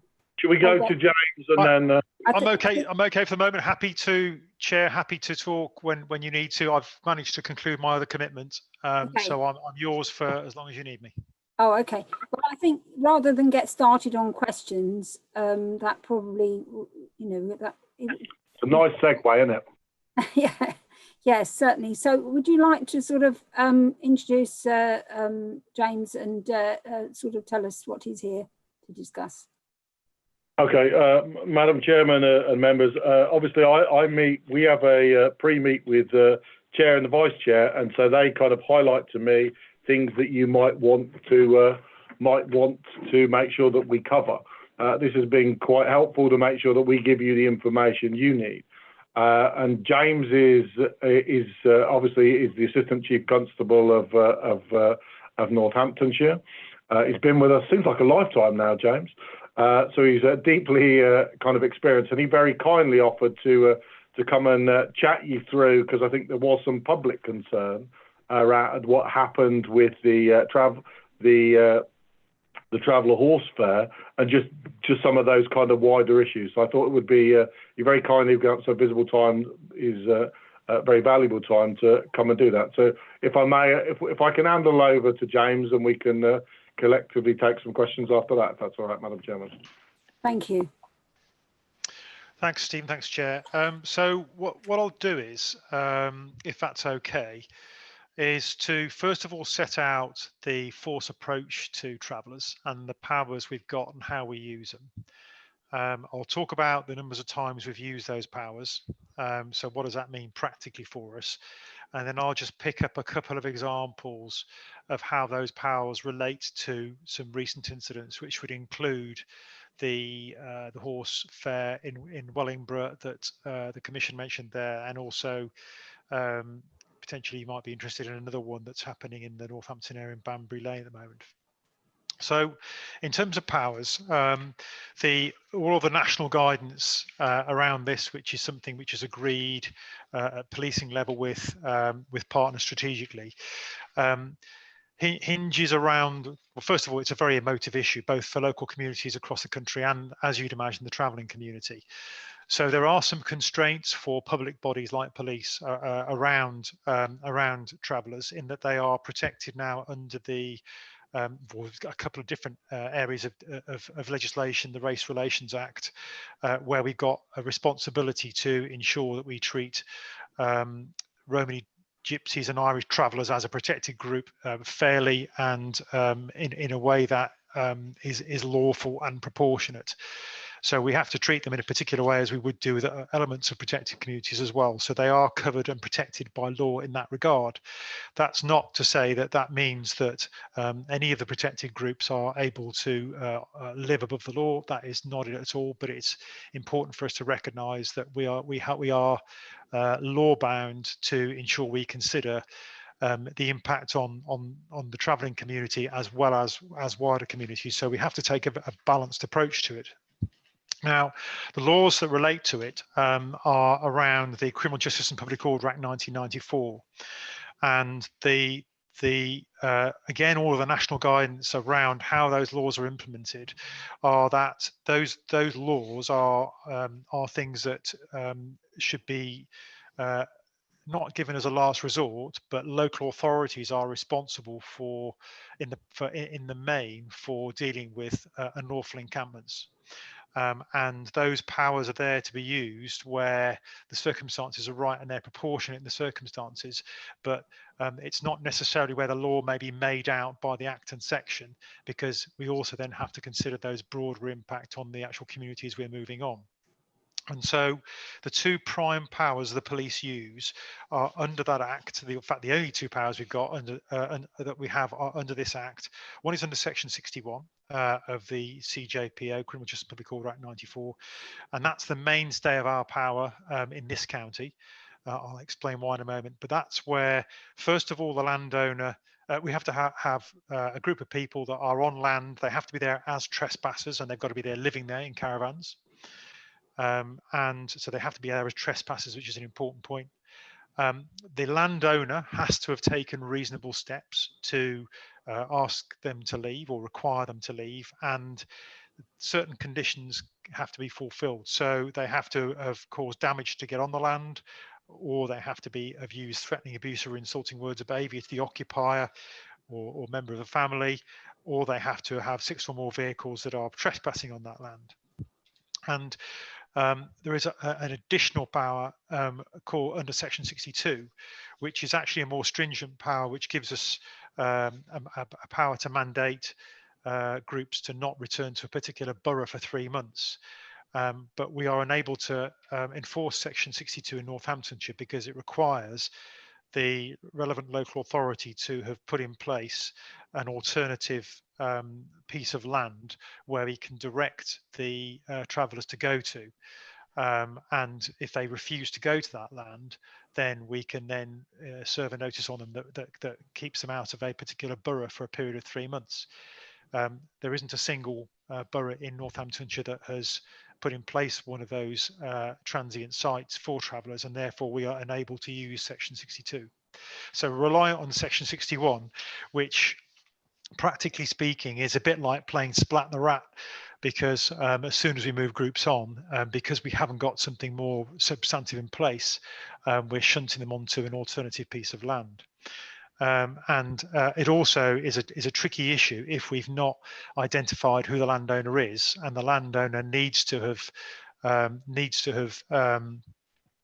taken steps to require them to leave. So over the last 12 months, up until the end of August, so August to August 19 to 20, across the whole county, there were 189 traveller encampments which have been reported. And of those, 75 were ones where the landowner took action, and in the first instance, it's the landowner's responsibility to ask them to leave, or that quite often they will employ bailiffs and move them on. And in around 40% of the time, the landowner took action. The council, local authorities who actually have more stringent powers than the police can use, have used those examples in 91 cases out of 189, about 48% of the time. And the police have used our powers under Section 61 in 23 cases, or 12% of the time. So about 1 in 10 of cases are where the police would use our powers. It's important to recognise that the guidance nationally is that we should only use those powers under certain circumstances where, in effect, we're depriving communities from using the land that's there. If it's perhaps local parkland that communities could be using, if it's car parks for public facilities, and so on. You know, again, that is more to do with the proportionate approach to enforcing it, where we've got a means to move them off the land and potentially somewhere to move them on. We have to consider the welfare of those on the land. So, for example, if one member of the community is suffering and needs emergency treatment or health treatment and can't move, we have to consider that. That doesn't mean the whole site can't move, but we have to make, and the local authority have to make those sorts of considerations. And so we've got now the County Travellers Unit in place, which is a joint enterprise between police and local authorities, and we deal with travel encampments reported to the County Traveller Unit, CTU, and we'll make a joint visits between police and the CTU and explore the various powers that are applicable in the circumstances. And as I say, the initial response is primarily one of the landowner and the local authority, and the police are there as the next wave of activity. So what does that mean practically for us? Well, let's use the horse fair as an example. So the COVID issue was a particular issue. Obviously, the COVID overlays onto the issue of travel encampments in the horse fairs example. And we know that we received a great deal of criticism in relation to that. I have to say my own personal view. James, just making that point where it's done as a kind of a joint endeavour, because yes, it would be easy to kind of go, we only attend you only attend as a force 23 at a time. When the public authority uses its powers, you are generally in attendance for enforcement. I'm just making that point. So we will attend every single one of those 189. Police and the County Travellers Unit will have attended. And I think that's what I just wanted to say. Yeah, thanks. It's a really good point, Stephen. In every case, we will have attended. So that the bit that where we're the 12%, the 23 cases is where we would have used a police power to mandate that, and where certainly where local authorities have been moving people on, the police would invariably be there supporting local authorities. In relation to the actually, should I just pause there before I go on to horse fair? I will go on to that, but are there any questions on police powers, what we can, can't do, how we do it, and the numbers of times we've done that? I just want to compliment James, if I may. So some of you may or may not be. I have written to all of the local chairs and chiefs to say that actually the absence of a emergency stopping place is limiting both the local authority and police powers in terms of moving them on. I hope with the new two new authorities, that'll change it. And I've copied in the MPs because you may not also be aware that in addition to an emergency stop in place, so encourage your MPs on this one, the government is looking to pass some legislation where it doesn't necessarily need to be in it. So it may mean you could get away with one and you designated. So those things need to kind of be looked at in context, if that makes sense. Okay, I think Richard, you had your hand up first. Yeah, it's a bit concerning, James, that Daventry District Council passed through full council the provision of emergency stopping places. The traveller units are aware of that, and it has not been used. It can only be used in Daventry District's area because that's the area that the politicians agreed to provide it. So when you say there isn't one in any of the boroughs and districts, that isn't true. So we have one. We have a policy. It's been through full council. It's just that the police and the traveller unit haven't deployed it for any unauthorised encampments. Richard, I wasn't aware of that, I'll have to say. And I know the Chief Constable isn't aware of it.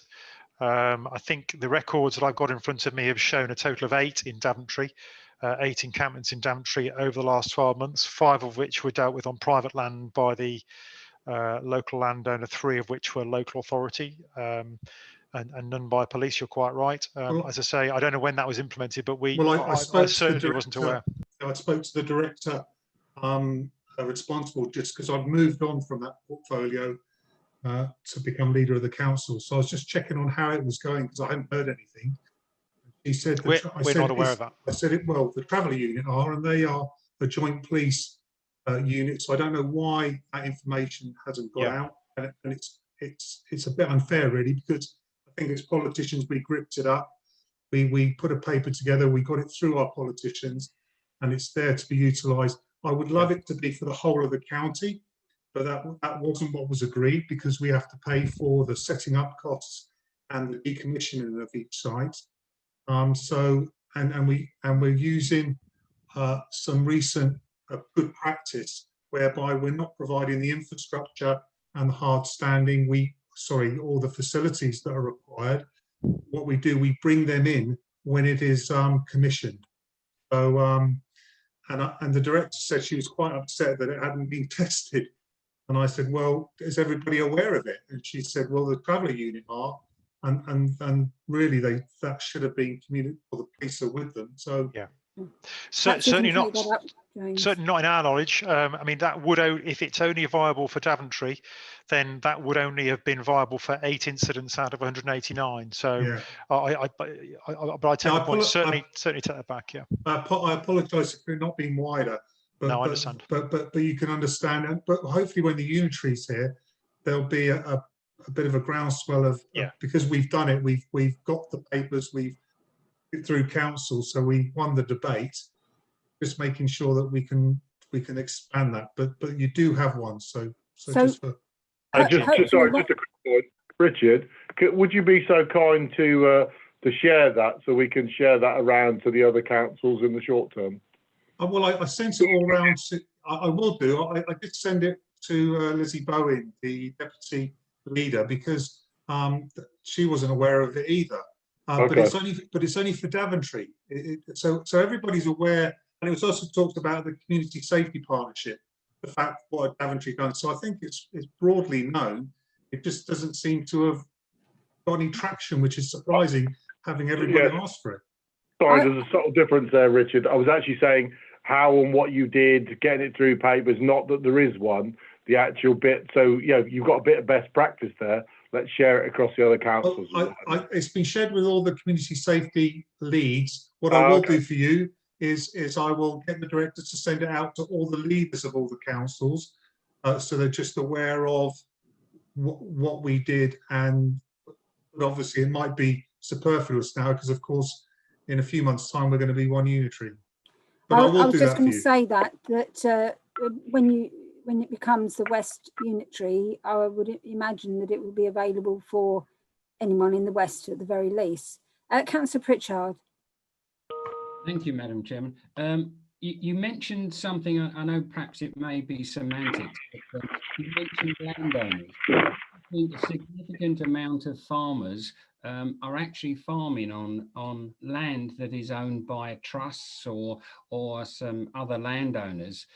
What happens then? You know, does the actual landowner have to get involved, or can the person that's actually renting or leasing the land? No, so it's not as specific as it has to be the person who's the landowner. It's the landowner or their representative. So it could even be bailiffs or somebody acting on behalf of the landowner. So no, if you're leasing some land or so on, you would be perfectly legitimate, and that would be appropriate to fulfil that part of the power. Thank you very much. Councillor Jelly. Yeah, thank you very much, Madam Chairman. I think the issue we've got here is that we're not addressing the problem. And that problem is, if you're going to move an illegal encampment on, you need somewhere to send them to. Hello? Yes, I can hear you. I agree, yes. I can hear you. I just lost out. Yeah, you need somewhere to move them on to, i.e. a transit camp or something like that. And I think the problem is that we haven't got these, certainly in the north. I know from my perspective, being on the shadow executive, I've spoken on many occasions about when we get to the unitary in the north, we need to have provision that you can actually send these people to.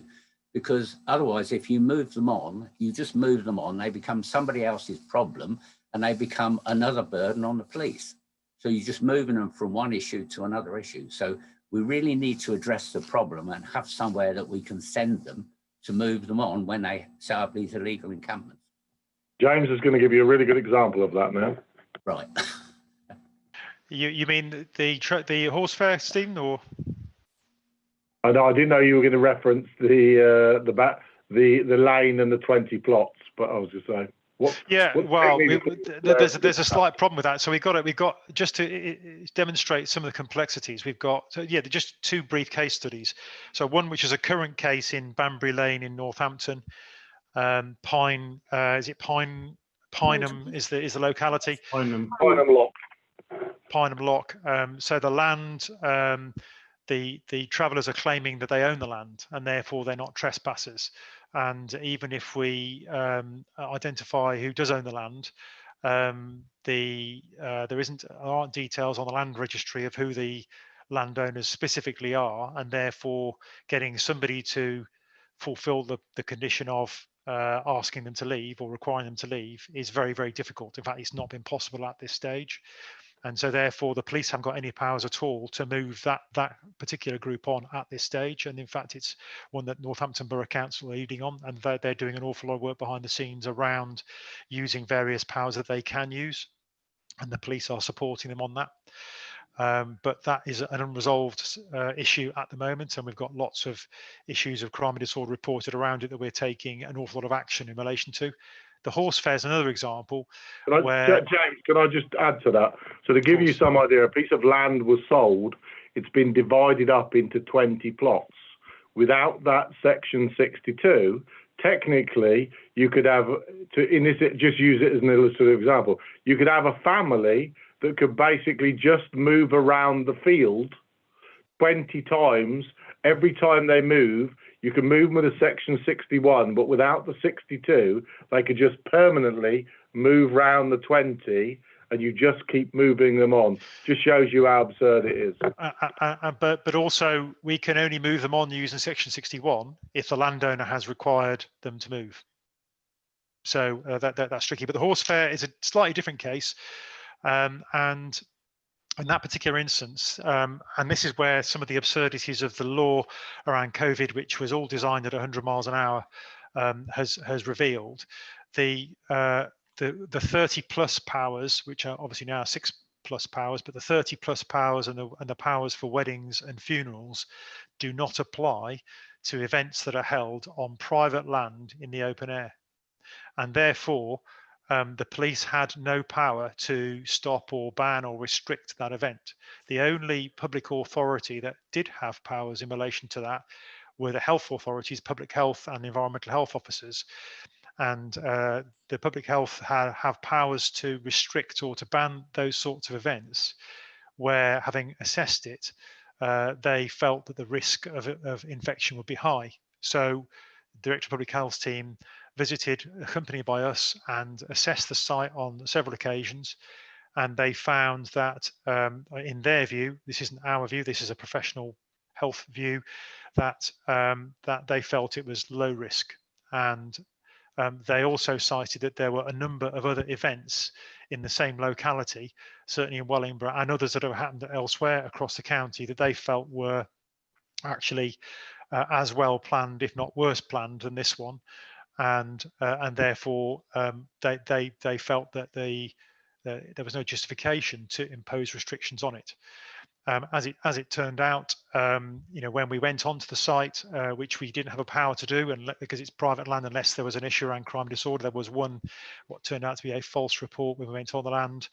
We went on the land unexpectedly, so they didn't know we were coming. And we found a fairly compliant bunch of people wearing masks and socially distancing and behaving fairly well.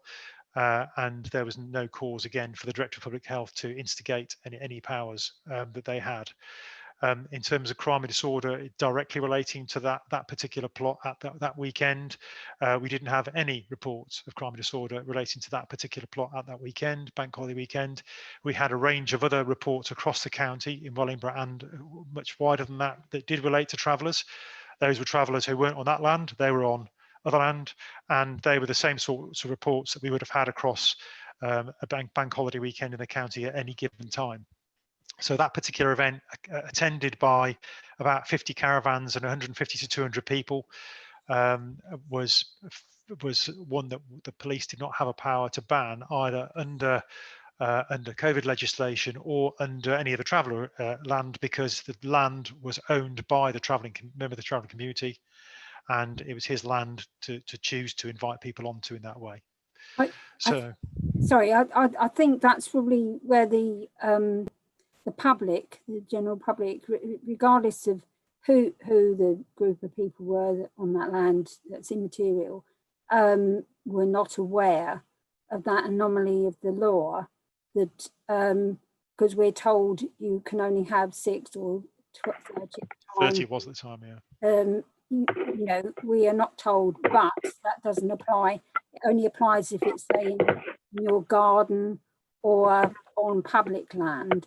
I think that needs tightening up, because obviously I think the worry was not, it didn't matter who it was, but the worry was that if a group of people were getting together, that they would not only pass on COVID, but they would, other people would see that and would copy them, and that was the worry, was absolutely purely from an infection point of view. We share that view, and we there is an anomaly in the law. We explained that anomaly until we were blue in the face. We really did extensive communications in relation to it. I think what we found from the responses, particularly on social media, is that people didn't want to hear that. They just wanted to know. They just felt the anomaly was absurd, and we should be not allowing this to go ahead. And of course, the police have to operate within the law, and we were very clear on what we knew was and was not legal, and the absurdities of what was and wasn't legal is not something that we have a control over. We communicated it to an extensive degree, as did Wellingborough Borough Council, as did Northamptonshire County Council. So it's a tricky one, because I think it was something not. Can I add something to that? So on picking up that point, I wrote to the policing minister and actually spoke to the policing minister on this particular subject. On the call we were on, I was back. So Dorset had similar challenges and issues. You'll also please know this subject was also raised by myself, Chief Officer team, with the Prime Minister today, to actually see what are they actually going, because he was as surprised as many to say actually that there was this loophole. Also, we had another senior MP in there I can assure you it's now being looked at. Can't promise it's going to be whole, but hopefully we can get the clarification and the law tightened up to enable Northamptonshire police to operate effectively.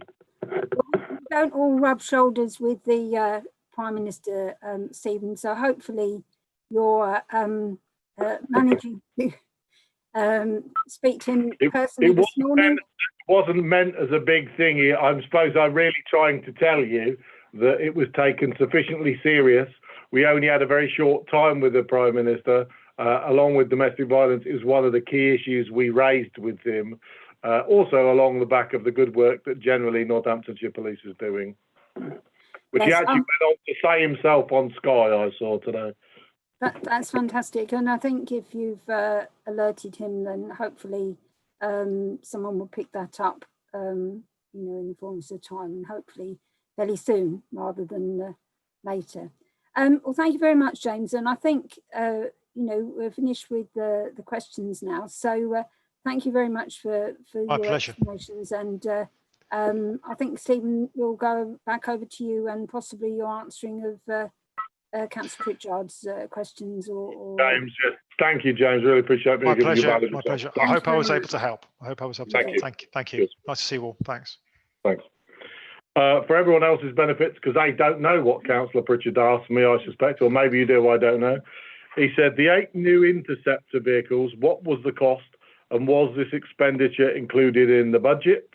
The answer was each vehicle cost £28,000.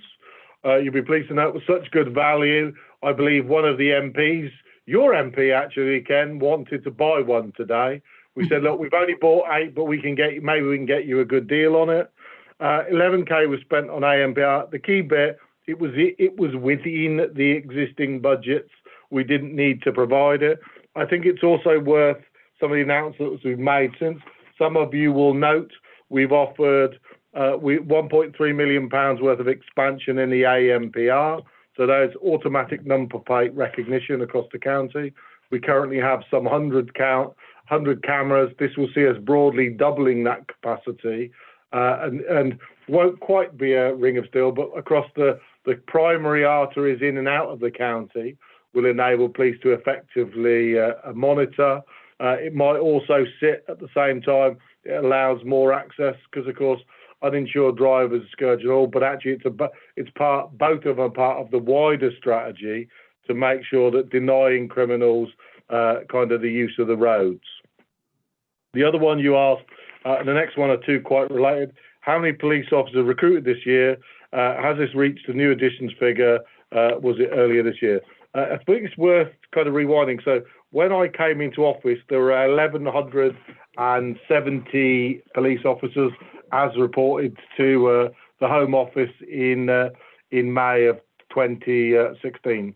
I can't validate it because it was reported before I get here, but I'm just telling you what it said. We then had to provide a baseline. So we were penalised a little bit for the good work that we'd done. So our baseline was 1,290. Our target for the end of the year is to actually be in conjunction with the numbers that, if I might put it this way, that the people of Northamptonshire through me have paid for, and the extra we've got from the government.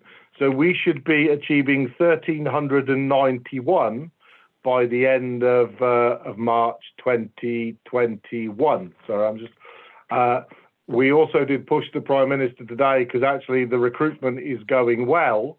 To the point that said, if you could tell us our allocation for next year, then we could proceed on that basis. And we have also asked the Minister, because on the current working assumption is of the 20,000, it will equate to 190 or 191. Mrs. King, please clarify. I think we've had an allocation of 15.7 for this year. And was it 20 something for last year? I think it might have been just under 20, it might have been 19 in my head, but I'll check while we're looking through the papers, Commissioner. But the key bit you're asking, just to give you that background, so actually we have 1,348 police officers. I think that's the latest number I've actually had, although when I was talking to the Prime Minister earlier, he the number that Simon Nicholas gave in the deputy was fractionally higher. So I don't want. I'm going to lowball you, but we are on target to hit the 1391 by March of next year, and then subsequently, if they can allocate ours earlier, we were on to get to the 1500, which of course will be the highest number we've ever had. Your next question was around compared with how many EFAs are on front line. Now, I love this question because actually front line. So bear in mind the baseline and the 1348. The stance of the forces, quite rightly, is to put police officers in roles where they are required their use of warranted powers. So delivering a service to the public. So, and it's intrinsically linked to our own force improvement plan. And you'll see that there's an increase in neighbourhood officers, response officers, both in CID and public protection. And of course, this year we'll be doubling the rural crime team and adding 20 to neighbourhood. So it continues to be the case that we're putting those people in the front line. I suppose I think what you're alluding, we're not getting them in and sitting them behind desks. There is genuinely a concern on behalf of policing that as we get to the latter stages of it, if there isn't additional investment, and this isn't the case right now, then actually, you still need people paid to pay them vehicles to drive and that sort of stuff. You can't just intrinsically just add police officers and kind of no enabling, which is also why we are working together with Northampton Police and Northamptonshire Fire and Rescue to, if you like, to bring some of those resources together and those efficiencies, not so it's going to save money, but actually with the expansion of both police officers and fire officers, that we're actually able to continue to support them. And I think the other part of it, which was added there, was we bought 8 of the interceptors.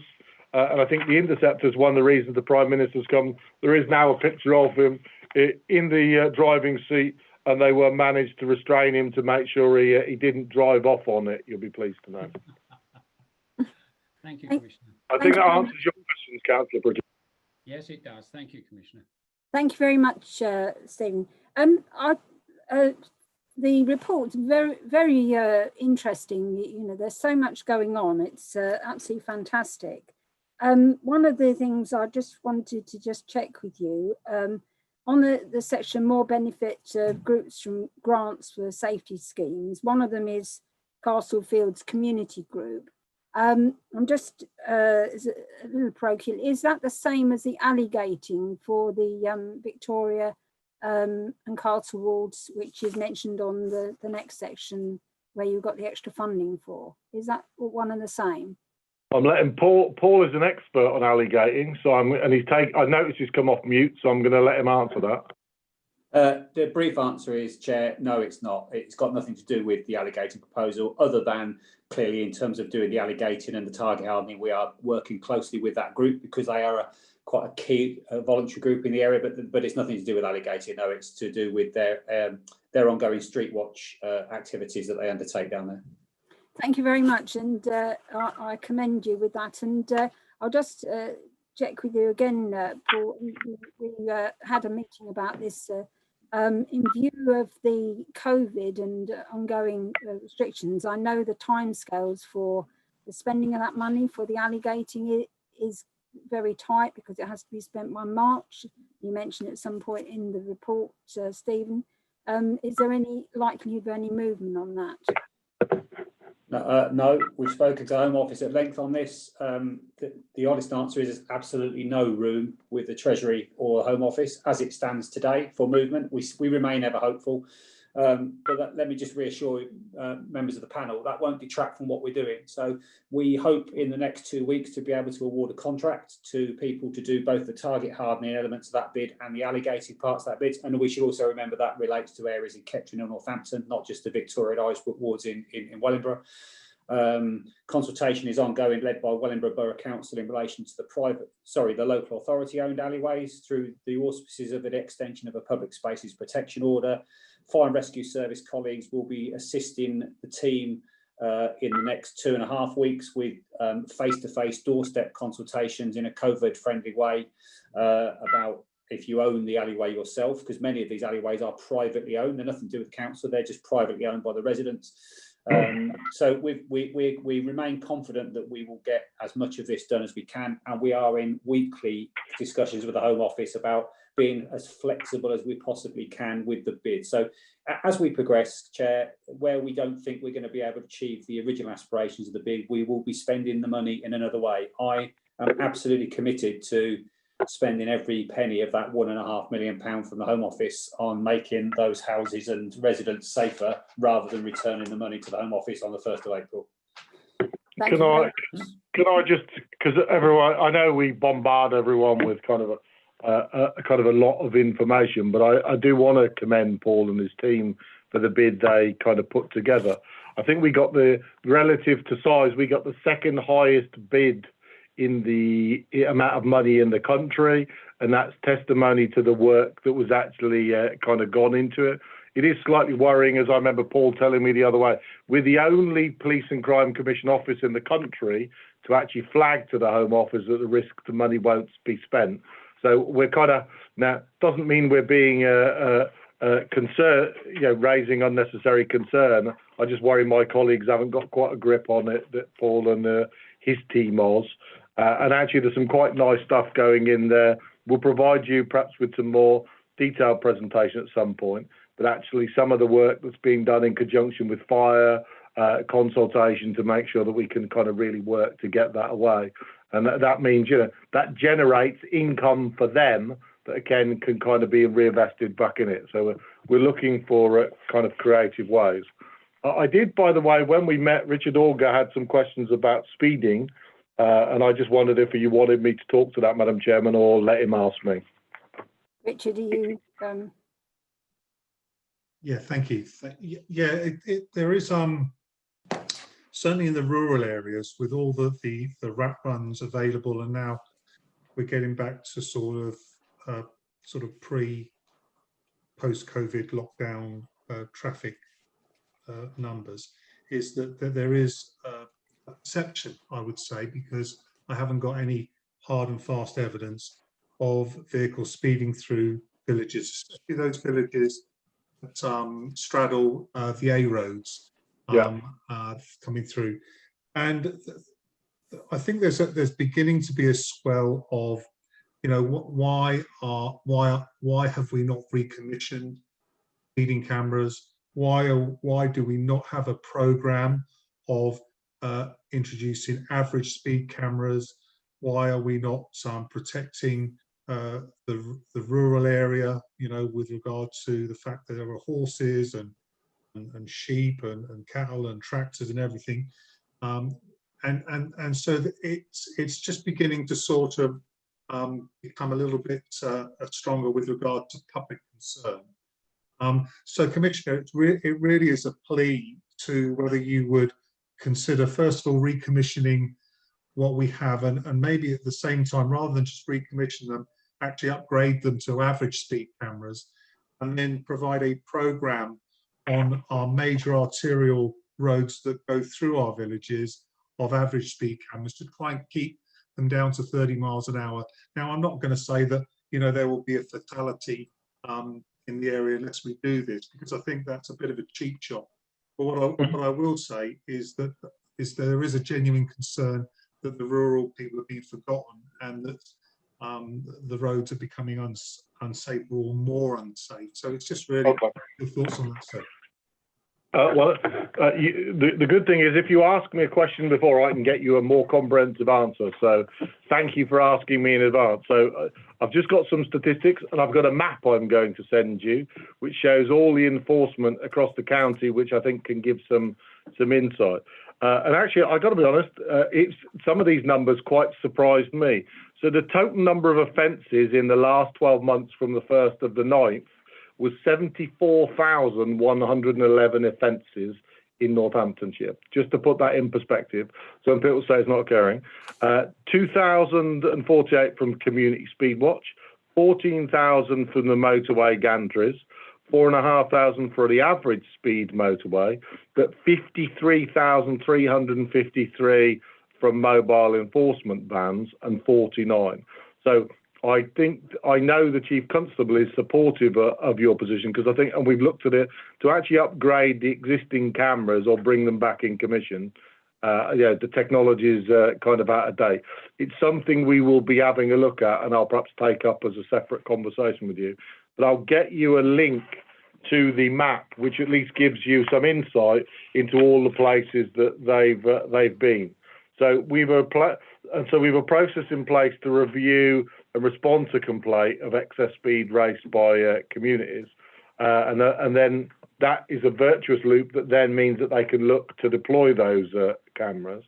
So we continue to provide some funding through the Community Road Fund, where parishes, community groups can apply. And one of the things we've done, we've 18 grants where they can put speed warning signs. So if anyone's got them, I very much encourage them to do that. But the important thing that they also do is they actually, obviously, they don't record from an enforcement point of view, but they also actually tell us whether there's a problem.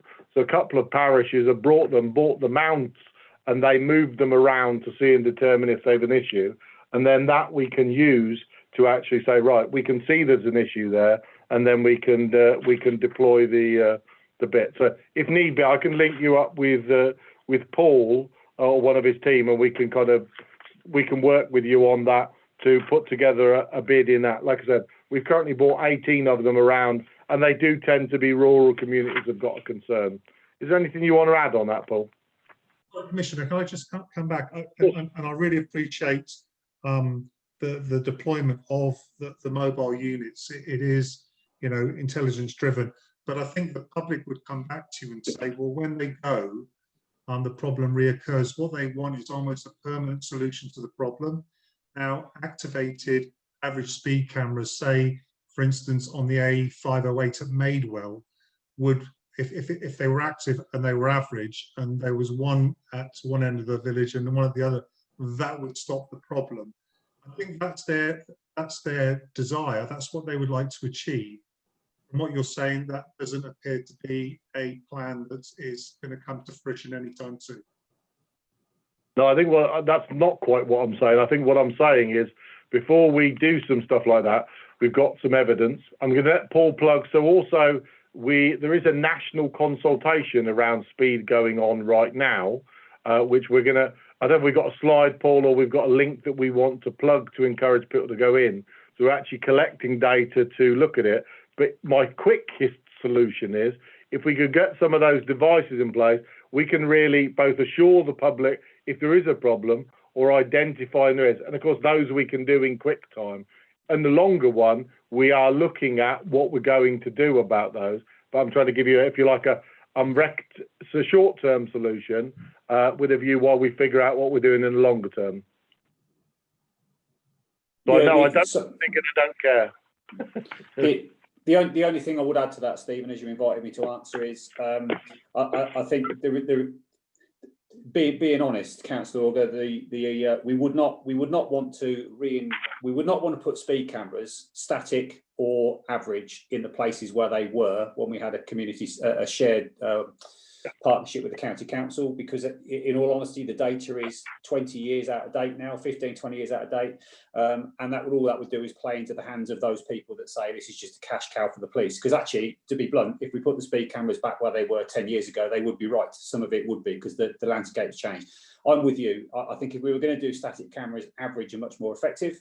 And they're arguably fairer, and they reduce the incidence of people braking sharply for 50 yards and then accelerating very quickly 50 yards later because they know they're going to caught. It doesn't always stop people, as the fact demonstrates from the evidence that Stephen's given, that we still do tens of thousands of tickets a year from average speed cameras in the county. But I'm with you. I think it's something that needs to be looked at longer term. And we are actively engaging with a number of areas. In fact, I've got a meeting next Tuesday evening, or a member of my team has, with residents at Madewell, a Zoom meeting that I've asked for to try and assist if we can alleviate some of their concerns. I'm very aware of their concerns. So we are trying to approach it in a number of areas, but can we say to you today that we've got a plan tomorrow to put speed cameras up? No, we haven't, but it's something we need to work on longer term.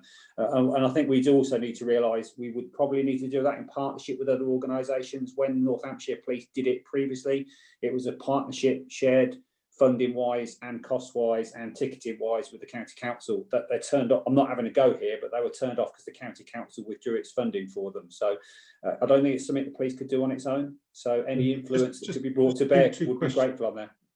Two questions on that. First of all, one, doesn't it pay for itself? Before you answer that, the second one is that I've got a vested interest. I live in Madewell. It's not why I raised it, but it's been a number of issues. I don't represent Madewell, but it has been mentioned to me.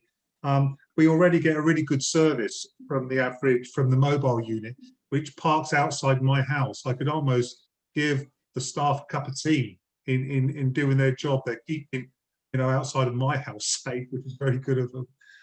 Not that they know I'm here, but I think you're already doing quite a lot for the community. I think the problem is the community is saying, but that's not solving the problem. So just so you're aware of what's going on in the community. And the first question is, wouldn't they pay for themselves after time? Is that not the way it works? No, it doesn't. It doesn't. Unfortunately, it doesn't anymore. So you will remember, Richard, the days where I think they called it hypothecation, where we had all the money back. What we get now is I will speak to you offline in more detail, obviously. But what we effectively get is the force get a small amount of money back for every person that attends a speed awareness workshop. So that's okay in terms of those people who go to speed awareness workshop, but if for example, if they're travelling in excess of that and they're prosecuted, they don't get any money back for that. There might be a way of convincing the Department of the Transport and the Home Office to do it, but at the minute the money only comes back for the mobile speed enforcement. I'll speak to you offline in a bit more detail though. Yeah, but absolutely. But your point is well made, and I'm well aware of it, and we're conscious of it. Stephen, there was another point in your report that I wanted to pick up, and that was the local criminal justice board. And you said that you were trying to get them to work differently during COVID. Is that a prospect? Because we're aware of this build-up of the numbers of court cases, and it's quite a concern. And if they could clear them by doing things remotely, like we're doing at the moment, then that would be helpful. Well, I went the wrong way to mute. I apologise. There's two parts to that. So, bearing in mind, so the local criminal justice board is something that we would try. So, it was basically abolished by my predecessor, and I say abolished. I don't mean anything. And they moved to a kind of a regional one. But Northamptonshire kind of is a funny place, and don't take that the wrong way. What I mean is, in other words, it sits in the East Midlands from a criminal justice point of view, but it's probation, it's in the east of England, so it's actually neither in one nor another. There's been a lot of lobbying by me to try and get us into one or t'other, so that there can be some kind of joined up services. But actually, the Ministry of Justice have launched their kind of their plan, of which we're still looking at the details. I would honestly say to you, I'm genuinely remain very concerned, but we are working with partners to solve it. The good news is a lot more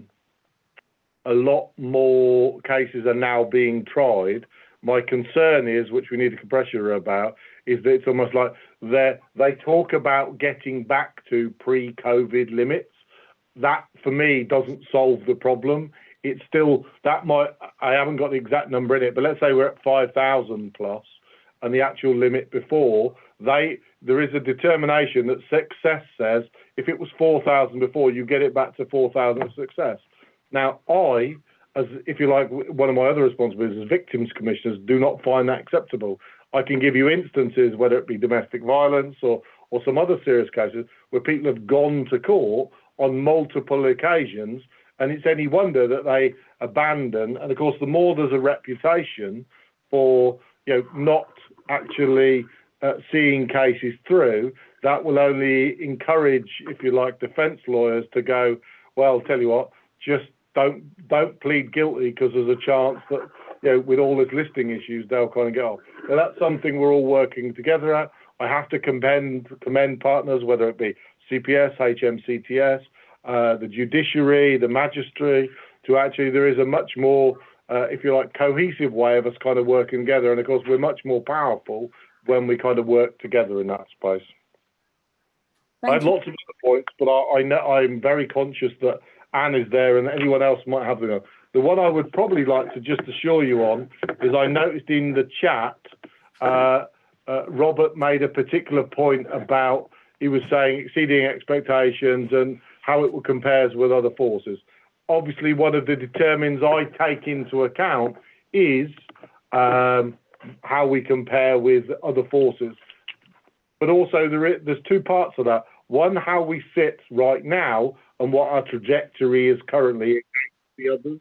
So I would expect you, and on some of these assurances, to maybe us to give you a little bit more background on why we've come to some of those conclusions. And after we've had the briefing next time, we'll kind of build that in because it's a fair question. Okay. So I can't see any. Oh, Ken, sorry, I've just seen your hand. On item 4, what's the basis, and perhaps you could actually just give an overview, what's the limited liability partnership that you're actually setting up and what's the benefit of it? Oh, I'm so glad someone asked me about that. You took the question out of my mouth. I was just Sorry, Jill. Which one? I can't see the bit. Is that a decision? Oh, yes. The decision number, the second decision. The second one. I understand what the blue light commercial company is, but I don't understand what the limited liability company. Oh, I'm glad you asked me this. Although Nikki might pull her hair out during this. One of the things, so Northamptonshire Police and Nottingham Police, I just add, for everyone's record, Nottingham Police as a Labour PCC and I'm a Conservative. We had a thing called MSCU, which basically was an internal department that basically drove commercial benefits for both organisations through frameworks, procurements and stuff like that. What became very apparent is there is an opportunity for all that expertise to further benefit the public sector. I give an instance. So, for instance, they do the commercial operations for police ICT, which goes national. So one of the things, so by setting them up and the actual organisations named of Mint, the chairman of it is what's his last name? John Collins, who Winston might know. He's the former leader of, yeah, you're smiling, aren't you? John Collins is the former leader of Nottingham City Council. So I suppose that the first thing I want to show you, it's a very Conservative and Labour partnership here. It just shows what we can do working together. And I set them the ambition that whilst I might have reduced the cost of the Office of Police and Crime Commissioner, and I think if we get into finance, Helen will talk about some of those savings in a minute.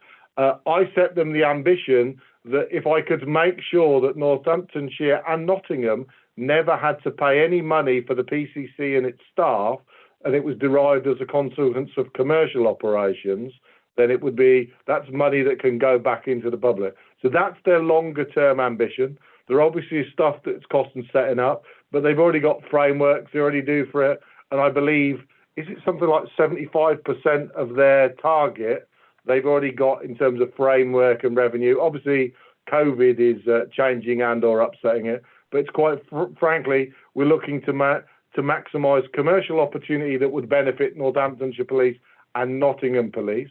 They've already brought some benefits to Northamptonshire Fire and Rescue, but they've got some frameworks that some universities and others might use. So that's the rationale for it. Thank you, Commissioner. Thank you very much for answering. That was my question as well. Obviously, we've spoken about COVID and the effect on the fire service, more so possibly on the police. Is there a standard operating procedure that the police have set up for arrest and the sort of extra things that they need to do. And do you feel that that is having an impact on your plan as all the extra work that they're having to do, and whether that's putting other things to one side? Are you happy with? I mean, obviously, happy is a word I would use. Content might be a word. Not happy, perhaps, but the fact that they're coping with what they have to do and how it's being paid for, etc. Well, there was a couple. I'm going to let Helen comment. No, I'm not happy about government reimbursement, but that one I'm deeply unhappy with. I will, because I've only just got it, and Paul, if we can, we've got Northamptonshire. So in the same way you got the graphic for the Fire and Rescue Service, we've done one for Northamptonshire Police. This is good. See that they learnt from one to the other, and its first outing was today. So we'll get that shared with you probably as an interim, or maybe in the report. It gives you into some insight into some of the stuff that's kind of going on. Look, Northamptonshire Police's demand is back to pre-COVID levels. So let's be clear, this is additional demand over and above its day-to-day work. So actually, if the people of Northamptonshire want Northamptonshire Police to fight crime, then please, for God's sake, comply with the legislation and the rules, and actually we'll all be better off because it frees up their time to, and I don't mean to say this lightly, to some of the more serious end of some of the stuff that's kind of coming in terms of demand. Only 370 public notices have been issued in Northamptonshire in the whole of lockdown so far, but we have kind of moved into the secondary phase, which really, do you know what? And there are a number of them tend to be kind of repeat offenders, and it's going to get very expensive for those people. But the reality is move from the kind of engage, explain, and if you're a repeat offender, they don't want to give you a fine. That's not in Northamptonshire Police, is it? And one of the challenges I set the chief, I want you to use this time to strengthen your connection with the community, and actually I want to see public confidence go up. Now, that's no easy task, given what you're telling people to not do sometimes what appear kind of silly things. And James gave you some insight into some of the contradictions in terms of the legislation they're trying to enforce. They kind of go, well, you're picking on me, but you didn't care about, that thing over there. That kind of doesn't help. And those were brought up in the conversation we had with the kind of Prime Minister. So I am content, and a lot of work is done between me and Paul and the office to ensure that compliance, and we're monitoring those things. But actually, I think they've responded admirably during this. And actually, there was some real progress made. Some of the case logs and backlogs of some of the things that were kind of in there were really kind of cleared up. But now that we're back to things, it's kind of a real strain. Obviously, the benefit is we've a bunch more police officers, but of course they are still kind of young in service. So I'm content around the force and its performance. I'm not content in terms of money. Helen, do you want to talk to money? Or I don't know, Madam Chairman, do you want to ask about this, or move on into finance now and deal with it? The money side is on another agenda. So we'll do that then. Yeah, is that James? Yes, it is, Chair. If I could, there's been a couple of questions raised on the chat function. I think the Stephen actually picked that up and answered that, didn't he? Oh no, sorry. I'm happy to stand corrected. There's a question from Miss Woodhouse about. Oh, sorry, I hadn't scrolled down. Pauline, you had a question. You need to unmute. Yep. Yes, I just wanted to ask the Commissioner in relation to section 3.5, budgeting monitoring. Under that section, you spoke about not really being happy about the use of out-of-court disposals and restorative justice. And I just wanted to know, what plans, have you got any plans in place in terms of how you may improve that? Two parts of that. There's a slight nuance in there. So when I'm not happy, if you like, it's for the force to come back to me in what they intend to do about it to make it. Sure. I'm not trying to be a lawyer there.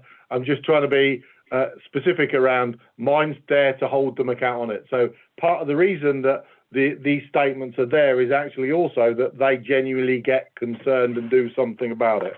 I think on the restorative is quite difficult, and you know, Matt, more than anyone else, because you need consent on both sides. But actually the out of court disposals I am particularly concerned about, and there are some initiatives where we're making some investment to provide some alternatives. So we're a pilot around domestic violence and some of the ones there.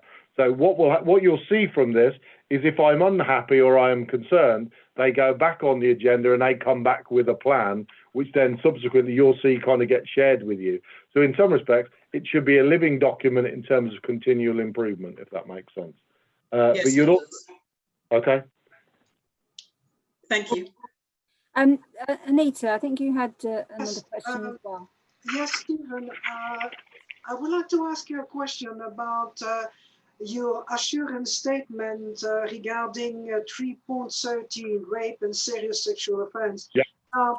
You stated very clearly there that 40 to 50% of the victim of rape report do not wish an investigation to take place. In your opinion, would you say it's because there is a lack of support to the victim? Or that is to say that if the victim fails to go to court because the justice system is too slow, they're not going to get any satisfaction. I just want to know what can be done to readdress the situation, and what is your opinion about it? Well, you know, I'm an action-orientated guy, and I like to see something kind of done about. This is one where both great care and evidence-driven needs to be done. So one of the things I agreed with the force, and we'll invite yourselves to it, but actually, well, our plan prior to the rule of six was that we would have some form of what's the word I'm using? Whether it be a symposium or people get together where actually we collect the evidence and then we actually have some conversation, because I think there is no simple answer on that, and I actually think some of it is different. Some of them feel it's they want to disclose to actually kind of get help. Sometimes disclosure just comes as a consequence of other disclosures they're making, and they don't want you to deal with that, they want to deal with it. But in truth, I want more work being done, so I've tasked both in my own team, so in Nikki's team, a member of her staff, and also the force, to do some quite detailed work to kind of understand where we are kind of going on it. Because also on simple levels, some of you will know, I host, if you like, Rape Crisis free of charge to make sure that they can spend their money and there's not a burden at the same place as Voice, to make sure that they can kind of support individuals. Now, I also need to assure myself, and I think it probably is, that is a good use of public money in terms of joining up that service. So there's a bigger piece of work I want us to do. I think the thing that makes this quite hard is the very large percentage of historical. I think I gave you some numbers at the beginning. 38% occurred of the offences that are recorded this year occurred in this year. 38% occurred between 2020 and 2009, and 24% occurred pre that and going back as far as 60s. So obviously, from an evidential perspective, you can imagine how challenging that is to kind of to prove. So it does concern me greatly, and also there's an interplay between this and also in terms of relationships. We also looked at detailed work around, which obviously you don't expect me to put in here, around kind of what stranger rape looked like, where things occurred. There's an awful lot of information, but actually I want that dug into more, and that's also sometimes, it's not just a report. As you can say, I commend the work that the force has done, but collectively we need to do some more in that area. Thank you, Stephen. Okay. Thank you very much. I think, you know, we've had quite a good airing on this item. Are members content that we should note this item and go on to the next one? Okay. Right, so we're now on to budgets for policing. I should be quick to hand over Helen. Madam Chairman, the report sets out at a high level the potential provisional revenue and capital outturn position for 2021 for the police and my office. At the early stage in the year, it sets out the key variances and provides an update on COVID grants, capital programmes, future funding and uncertainties. In addition, the report sets out external audit position for 18, 19 and 19, 20. As ever, Helen King and I are happy to take any questions. I think it's better we deal with it that way. Would you like me to make a few comments? Helen, if you could, please. Absolutely. I'll try and pick up a couple of the comments from the things that we've had going on so far as well. I just wanted to highlight that this report and the fire report next, you'll hear me talking a lot about uncertainty. That's uncertainty in terms of where we are at the moment, in terms of COVID spending on both of them, that I'll come to on policing in a minute. I've also started sowing the seeds about looking forward to next year and future years, the budget, the spending review, that level of uncertainty and potential impacts on things like the council tax base income and the council tax base deficit, the council tax deficit. So we have those things in our mind all the time at the moment. So I'm highlighting that uncertainty to you, panel. As the Commissioner just highlighted, it is a very early point in the year, and paragraph 2.1 summarises the budgets of the three main areas. The budget that he gives to the Chief Constable, which is showing an overspend at this early point in the year, is what I will say, panel, this early point in the year. It is an overspend. It is consistent with the overspend the Chief Constable highlighted at this time last year. He does have a very prudent approach. As the year moves on, you should see that overspend move down, which is the usual practice. But what I can assure you is that overspend in the Chief Constable's area is offset by an underspend in the PFCC's area. Again, a prudent level underspend at this point in time. I think we will see that one growing as the year goes on every single month, and I'll come to why if you would like me to. And an underspend on capital financing costs. I would just like to point out the capital financing cost is because we took a decision at the year end to try and fund quite a lot of certain elements of the capital programme last year from revenue contributions. We seized that opportunity. So obviously the decision to do that was after the budget had been set, when we'd assumed that we would do more borrowing. So that is the result of the planned activity on the capital financing. I did just want to highlight a few other areas, if I may, and I will happily open it up to the panel for questions.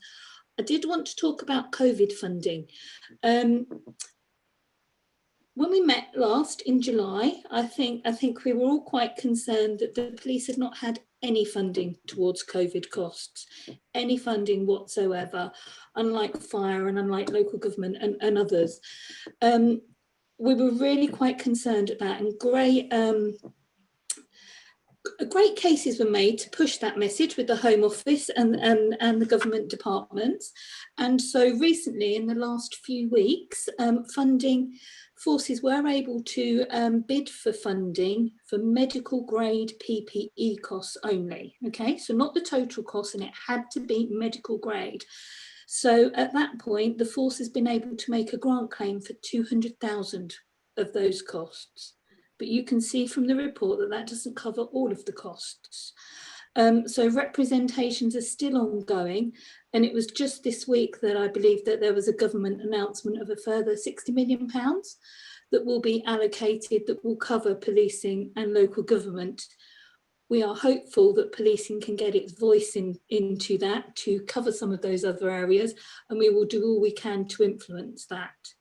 That said, at the end of last year's accounts, the Commissioner was quite concerned about the COVID impact on the policing side budget, and he did ring fence the sum of £500,000 from reserves as well, should he be needed to call on it. I think it's very likely that at this point in time, without any extra grant, he will be relied on to call on it. So I'm just making that point to the panel. If I could just pick out a couple of other little bits, if you could bear with me one more moment, I'll answer a couple of the other questions. The Commissioner asked about the numbers on the policing side on the uplift earlier in his presentation. Just to confirm, in 1920, the force had 19 officers. In 2021, they had 38 officers, which gave the 57 officers from the uplift programme. We are hopeful that we will have 191 officers in total. So that means that there are 134 officers. We're still waiting to get confirmation on what the profile of those would be, how many in which year. So we've assumed it on the basis of how the other previous years have been allocated. But as the Commissioner mentioned earlier, we are pushing, as he pushed with the Prime Minister today, to find out what our allocation would be so we could start recruiting them. It's really important. The other element that I just wanted to pick up with is on the PCC budget, and it's part of the contribution to why the PCC is underspending this year in his office. If we look on the second page at paragraph 2.7, under budgets managed by the PFCC office budget, you will see is showing an underspend of £90,000 at this point in time. I just wanted to highlight that that relates to 2 members of staff at this point in time that are seconded to the Enabling Services programme. So one of those posts is funded from police and fire budgets, so it's helping drive that programme forwards. So that has contributed greatly to the PCC's underspend this year, and we expect that that might continue to grow potentially next year, impact on that next year as well. Similarly, in the delivery budgets, whilst we've made really good progress in recruiting to those delivery teams, there are still a few timing issues that we are experiencing on the recruitment side. And that is just a timing issue. All things are in train, the recruitment is underway, the interviews are underway. It's just getting them in post and in the office to actually start work. So they are timing issues. I just wanted to highlight that one for you, Chair. I can continue to go through the report, or I can just open it up for members' comments. What would be your preference? I think, yes, we'll go to the comments now. Time's going on. It's good news that there is a possibility of getting this COVID grant. If you need any backing, I'm sure the panel would give that. I think my greatest worry is the fact of the collection of council tax for next year, which is going to be an issue for the local authority as well. So it's an unknown, and we're, nobody can tell, because obviously we don't know what's going to happen, but it is quite an issue, quite an uncertainty, and I think any provision that you can make at the moment would be good. Has anyone got any questions on the finance side? No, I don't think any questions. I have a question. Oh, you Anita, you don't use your blue hand, so no, I have. Do you know where the blue hand is? It's underneath the list of participants. If you bring up your list of participants, it says raise hand. No, not that one, but never mind. No, I don't have that one. Yeah, you have to bring up the list of participants. I just have one. In that case, I left. Okay, all right.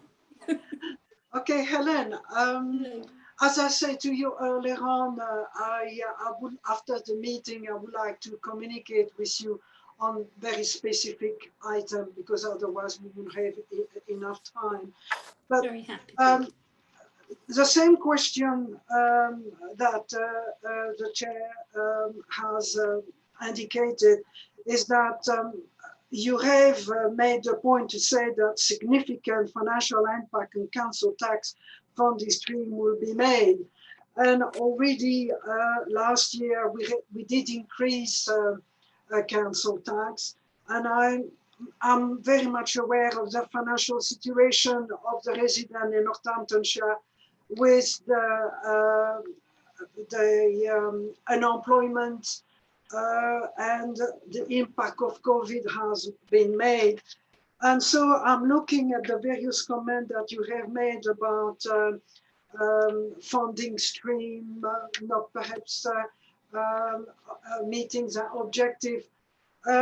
What is your opinion about, as I say, you're looking into a crystal ball because there is so many unknown, but what is your feeling about coming in March, the year end, financial year end? Do you think it's going to be as bad as it is forecasted? I really don't know. Of course, I would absolutely hope not. We're waiting for quite a few pieces of the jigsaw at the moment. I sat in for Stephen just this week on the policing response on the comprehensive spending review submission into the Treasury. And within, it was yesterday, pretty much whilst we were in the meeting was the announcement that the autumn budget's been cancelled. But there will still be a spending review going ahead for departments. I think the comprehensive bit might have disappeared from that. I don't know, Mrs. Shields. I think there are lots of things at play here. What we will be doing is over the next few months, we are modelling quite a few scenarios so that the Commissioner has an understanding of what the scope and what the range could be. We always model the MTFP with a few scenarios. I'm worried on the income streams coming from central government. I am worried about the impact of what the local council tax deficit position could be. And as the chair has said, I know all our local authority colleagues are similarly concerned with that. I'm concerned about the predicted council tax base. So, for example, if I can tell you that our medium-term plan assumes that that will grow by 1.75% every year, I think that that's a big challenge. I can't see that necessarily happening at this point in time. So there's really quite a lot of factors in there. As soon as we have something from the spending review, not the budget, but as soon as we have something from the spending review, that will start to fill in some of those gaps. And when the policing settlement is announced, we don't have a date, November or December, that will fill in another gap as well. So I can't tell you if it is going to be as bad as I'm estimating, but I can tell you that I'm estimating a number of prudent assumptions for the Commissioner at this moment in time. Does it quite answer your question? The other question I want to say is that on your budget managed by the force, you've indicated there that there was a higher than forecast staffing cost in crime and intelligence. Was this not something that was discussed with the Commissioner in the beginning of the year? Why is it suddenly being presented now? It almost look like you were not aware of it. It's a good job that the office of the Commissioner has made those savings. Otherwise, we would be in the street. Could you explain to me about the Commissioner? It is very good of the Office of Commissioner. Sorry, did you wish to go, Stephen, or can I answer that question? What would you prefer? You can answer it. What a lovely man I am, just so generous. Okay. Mrs. Shields, in terms of the overspends in that particular area, that happens in cases of when the leaver profile is different to what we assume at the beginning of the year. So we assume starters and leavers. So sometimes we have a better than assumed profile. Sometimes it's slightly the other way in different departments, but also in the crime and intel area, a lot of that is overtime driven. And whilst we would do as best forecast as we can at the beginning of the year, there are uncertainties in where the overtime needs to be spent as the year goes through. So I would say at this time we did as best a forecast as we could. They haven't increased, you know, huge amounts of staff or anything like that. So there hasn't been anything big from that perspective, but that is an area that does often just respond to demand, unexpected demands. Yeah, and just to add to that, I think that's the thing. You know, if you have a significant case, and I won't speculate on it, then obviously, you know, the additional resources that are required, quite rightly, they need, you know, the force needs to respond, and I need to back them with the resources to make sure they do what's appropriate to keep the public safe. And it does tend that they tend to sort itself kind of out across the year. But there's also some unintended consequences. You know, we've got a number of members of the senior team, because what's tended to happen is if you hold the senior management, and one of the things myself and the chief constable discussed is to make sure that actually he'd got a plan in terms of a succession plan, because, you know, police officers want to get promoted and everyone wants to kind of grow and stuff like that. And quite often that means senior leaders leaving the organisation. So we've got a number of senior leaders who've been around a while who want to go on the PNAC and the promotion and thingy process. Well, the colleges, of course, just moved those all back by 6 months. So actually some of the working assumptions about some senior leaders that might leave are no longer valid. So that adds its kind of pressures. But if I overall looked at it, as it stands right now, you know, you're talking about, you know, a minute percentage on kind of a very large budget, if that makes sense. And I wish to also continue to try and show some leadership by continuing to look for efficiency and improvements in my own office, because how can I ask other people to do it if I'm not prepared to do that myself? Councillor Pritchard, you had your hand up. It's with regards to 5.1. I don't know whether it's just finance speak, but when you talk about the budget for the year has been revised and some expenditure has been reprofiled across the years, what does that really mean? Yeah, in hindsight, I could have explained that one better, I think, Councillor Pritchard. It means that we've reviewed the capital programme. We've looked at timings of things. Some things, for example, have been impacted by COVID. So, for example, vehicles, getting those delivered took a lot longer than we'd expected, for example. So we have done our quarterly review of the capital programme and done a better forecast, updated on current information about when those spends will happen. Is that a better explanation? Yeah, it's just one of these things, when they talk about reprofiling and delaying things, I always sort of, you know, the flags come up and think, what's going on? No flags required, just based on latest information. Do we think those estimates are still right? Do we need to move some things forward? Because reprofiled can mean bringing things forward, as we've also done with laptops on COVID, and it could be about moving things back. Yeah. They were brought in remote working, so yeah. Thank you for that, Helen. Thank you. No problem. Thank you very much for those explanations. The panel content to note that financial update. Okay, and then we'll pass on to the fire finance. Item 10, Madam Chairman, this sets out the high level and provisional outturn for 2020-21. I don't know what year I'm in anymore. At this early stage in the year, again, the report sets out the key variances and provides an update on COVID grants, capital programme and future funding uncertainties, because obviously they are generic on it. The report also updates the external audit position for 18-19 and 2020. In addition, it underlines the work that's being undertaken to support and implement internal financial controls, which are essential given both the size of the budget and the position of fire. As ever, Helen and I are happy to take any questions you may have. Thank you. And I'd just like to comment, congratulations on getting that tranche 2 finance for the fire.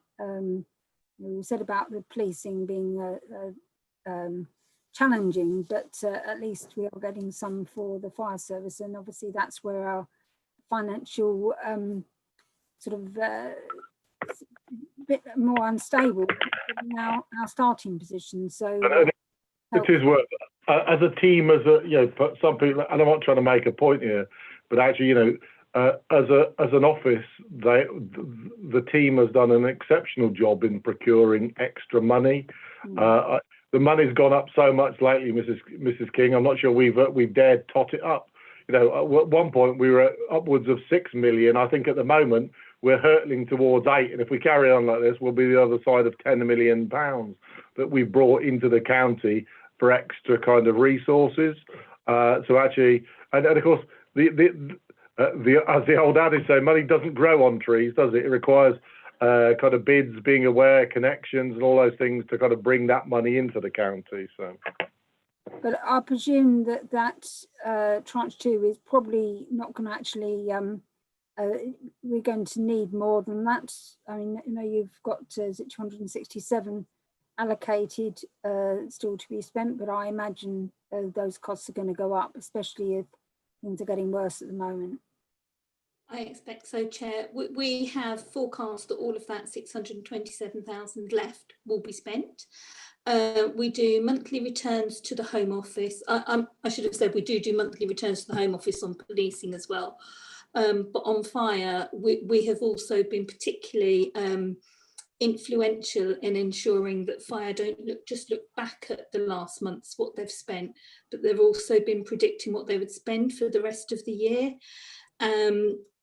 We have accounted for all of that, 627,000, but if our fire colleagues are called on for mutual aid again or for other requirements, then those costs will go up. And that is the point. I'm in regular contact with the Home Office on the fire budget, because it is so fine. You know, there's not a huge amount of wriggle room here in the fire budget. And when I talked about uncertainty on policing, Chair, on fire, I feel even more uncertainty, because not only does the council tax deficit and the council tax base affect fire, there's also the business rates impact that I know our local authority colleagues are working with at the moment as well. And I do worry about that impact on fire.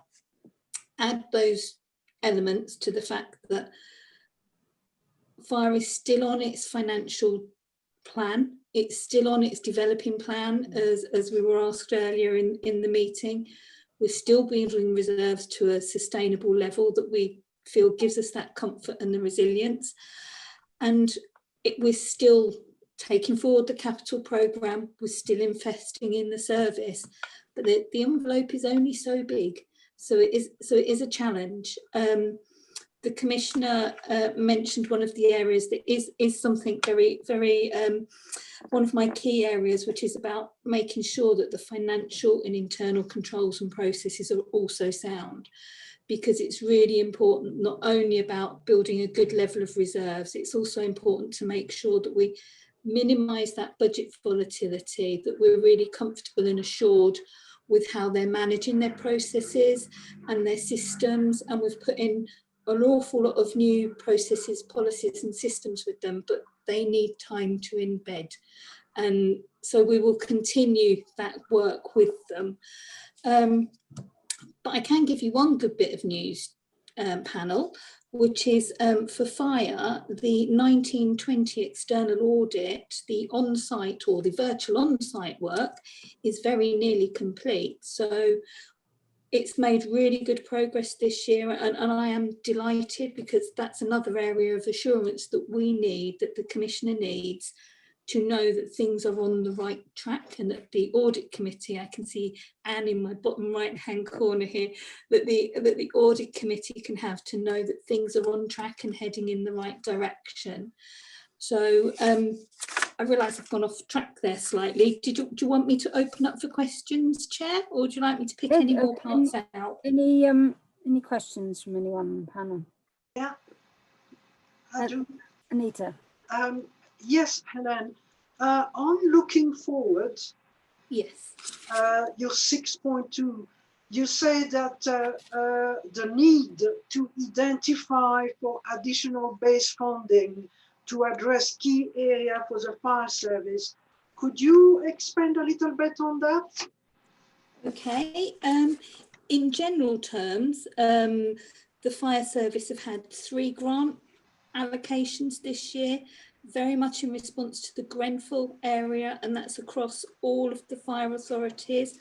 There is definitely a national drive to try and get that sort of funding embedded in the overall base settlements for fire authorities moving forwards. Definitely the outcomes from that review. So that is one of the key areas that has definitely been in the comprehensive spending review submission that's gone in. Again, we're not sure what will happen now with the autumn budget going. But from a local perspective, the Commissioner has also been extremely vocal about funding, enabling police and fire to work more closely together, to help some of those things move forward, to help joint arrangements, to help joint buildings, to help joint teams, to really pump prime some of those areas moving forward. So they're some of the areas that have gone in from the national submission, but from a local perspective, we're also very keen to make sure that Northamptonshire Fire gets a fair share, because we do know that they are historically quite low funded compared to others around the country. Does that give enough of an overview for you, Mrs. Shields? No, that's fine. I just wanted to have a little bit of backbone behind this simple sentence, as you've explained extensively. Oh, sorry. Thank you very much. Councillor Strachan, you have your hand. You're muted at the moment. Sorry, Chair. Sorry. Sorry, I just wanted to know why is there a deficit in the fire and rescue council tax budget? Council tax. Why is there a deficit? Aren't the councils collecting the council tax? In 2021, there isn't a deficit. There's a surplus this year. However, because of the impact of COVID, and I'll look at my local authority colleagues to help me out in a moment, but because of the impact of COVID, it is expected that there will be a deficit on the council tax fund next year. And so much so that there has been an announcement that any deficits could be phased over a 3 years rather than always having to be reflected in the next year's budget. This has usually been the case, but because of COVID, Councillor Strachan, that has been a really big hit on the council tax deficit assumptions for next year. Yeah, but will that also affect the police? Yes. Yes, because the police have a share of council tax, as do fire. So I did put in both reports. Both the police and fire have a share of council tax each year. Historically, we've always had a share of surplus as well. But it is looking like next year that if there is a deficit, we'll have to take the share of the deficit, which will impact on all of us. Yeah. Sorry about that. Thank you very much. Yeah. Thank Okay. you. Welcome. Ian, did I see you waving? Ian, he's got his camera off now. I saw a hand go up, I think. Is there any other questions? Yeah. Councillor Gonzalez de Savage. Oh, okay. I have a quick question. Hang on a minute, bring in Andre first. Thank you, Madam Chairman. Just a point following Helen's comment there on the council tax deficit, which I completely concur with, and I'm sure Winston and I will have main debates in on virtual areas about it.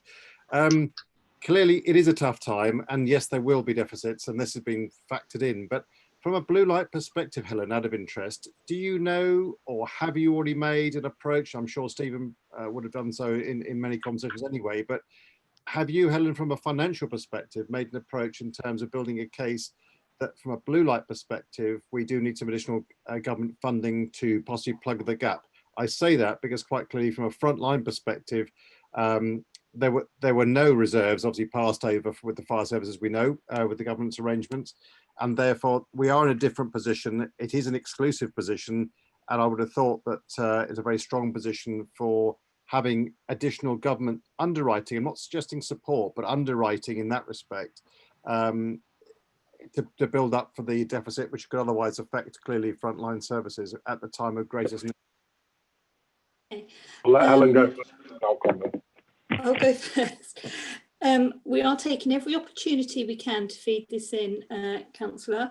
Both of the spending review submissions, the fire one and the policing one, have gone into the Treasury with specific mention about this within it, and it's highlighted in it. So it is clearly in there. Also in each of our returns that we're making to the Home Office for fire and policing each month, it is a focus in there, so we're highlighting it as well. And as we keep those conversations going, I know I personally feed it into every forum that I'm able to. I'm going to look at Stephen now because I believe he has been doing so as well. Yeah, you could, and this is where kind of, that whole thing around hard and soft power. So obviously from a lobbying point of view, there's an awful lot we're doing, working with the MPs to make sure that they kind of feed it in as well. But we're in an unprecedented national situation, and part of the reason that we were fortunate, and the case we made and point to the Prime Minister also today, is to make sure that they kind of understand that. I think the problem is you just kind of don't know how traumatic this particular kind of situation is. But I'm very cognizant of it, because also we very clearly sent the message to government as well that really, there's no way, other than the kind of any sort of minimum inflationary rise, can I dare ask the people of Northamptonshire for kind of any more money, no matter how worthy the cause is. And so actually also asking the Falls to work up its budget on the basis of some of the forecasts that Helen's kind of putting forward. Because actually, there's a great burden. You've got a lot of families under kind of very difficult circumstances. So actually, I've been doing everything in my power to make sure we can minimise any burden on there. So we kind of see it centrally. But of course, we all know money doesn't grow on trees. And as they demonstrated, is it 40 billion for the furlough scheme in some respects. But of course, the ending of furlough could magnify some of these and some kind of some real issues. But we'll all watch it with kind of key interest. But I think the bit I want to assure you about is, as you can see, Helen and her team, is a lot of work is being done to make sure that we understand the kind of the implications of some of those things. And that might mean the reprofiling of stuff. It might mean the thingy disposal of buildings kind of where appropriate kind of get brought forward. But of case try to make sure that we've got a kind of a resilient and a sustainable plan. And I feel, and Phil, tell me if you disagree, Helen, I think from a policing point of view, with the work we've done over recent years, we find ourselves in a reasonable position. It's not an unassailable position. Fire, ironically, for a smaller budget is much more exposed, which is also why we have to carry on with the work we're doing to kind of share resources. And actually, one of the things we put in our submission as part of the PCC was actually, is there the ability to be more creative? And that's not to rob people, but it might be to share resilience, in different areas. It would be a travesty that because we inherited no reserves, and on one side of my schizophrenic commissioner head, I've got reserves that I could resilience the fire service for, because there are much, what are they, 1/6 of the kind of police budget. £1 million to them is an astronomical amount, whereas actually it'd be less than 1% of the budgets from a variance on policing point of view. That actually as a public custodian of money that I'm allowed to take a kind of more responsible, because otherwise just to build up reserves, we have to lose firefighters. It's just wholly unacceptable to me. So we're making that kind of in the strongest way. Is that fair, Helen? I think that's very fair. I would say policing is a stronger position, but again, police uplift, impact of council tax, that can change very, very, very, very quickly, but it is slightly more resilient position than fire is in. Yeah. Yeah. Because on uplift, we, like I said, pushed the Prime Minister today for confirmation of those numbers. You know, I use as a member, an officer is not a lot of use, and I'm used to the public. So actually, you know, their ability to be paid to HR, have vehicles to drive, have, you know, boots to walk the streets with, batons, tasers, those sorts of things is important. And of course, if you by our ratio of police officers to enabling services continues to, you know, we continue to kind of work hard in that area. But actually, you know, there is an upward pressure, and you can't just fund new police officers and have no new vehicles or some of those things as well. So Helen's right to highlight the pressure that comes as a consequence of kind of uplift. Okay, thank you. Councillor Pritchard, you got your hand up. Just a very quick question.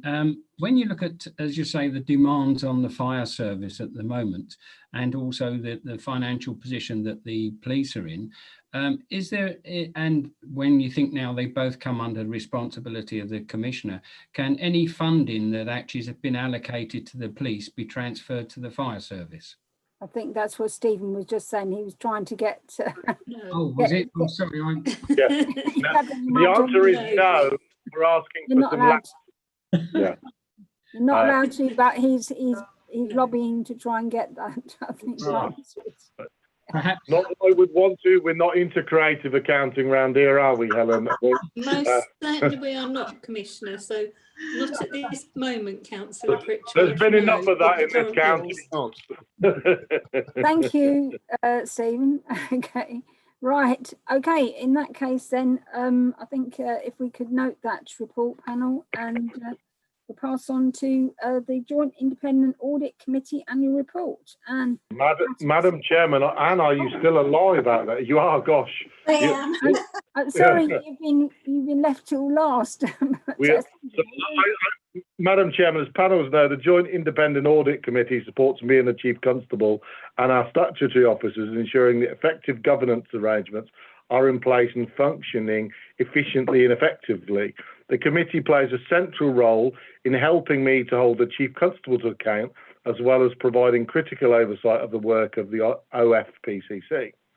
By bringing the Joint Independent Audit Annual Report to Police, Fire and Crime Panel helps to bring together the assurance of our processes with the scrutiny of decisions to increase transparency. The chairman of the committee, John Peckerleg, is unfortunately able to join us today. However, I'm even more pleased that Anne, who probably was never going to volunteer again after having to endure that, was able to take his place and will now present their annual report to you. So for once in my life, I'll shut up and hand over to you, Anne. Thank you. Thank you very much, and thank you, Chair. Well, I don't intend to just read the report. I thought I'd just give it from my perspective, if you like. We were pleased to have 2 new members on the audit committee. We've lost one long-standing member, but I think that strengthened it, and I think we're now up to 5, so I think that's the full membership. But it's good to have some new people with some new perspectives and obviously new experience of different areas. It's been quite a good year, really, despite some of the challenges. I think the main challenges we faced was really the external audit, and that is something that's affected everybody across the county, but mainly to do with the pension and the county council and the LGPS pension. So that affected other bodies across the county. But then the actual ability of external auditors to do their audit and to deliver what they were contracted to deliver has been countrywide, and you know, it's been a concern for everybody. However, we did manage to attend, I managed personally to attend a PSAA meeting in London to put these concerns. And we've got the Redmond review, which has been published. So it is something that's being addressed. They're suggesting a setting up of the OLAR, which is an office for local audit and reassurance, and we'll see whether regulations, so we'll see how that pans out in the next few minutes, and there's some meetings and things that we can feed into on that. So I think whilst it's been really difficult, I would compliment the finance officers and the officers for managing to keep good relationships going with the external auditors, which, you know, made the fact that we did get almost to the end of it. And I think the officers did a sterling job on that. The concerns for the committee, I think, and the concerns going forward is if they push back when statements are going to be signed off, obviously it impacts on the work of the officers setting the budget and monitoring work for the coming year. So things like that are an issue, but we're going in the right direction. And hopefully there will be some national work to ensure that that doesn't happen in the same way as it did here.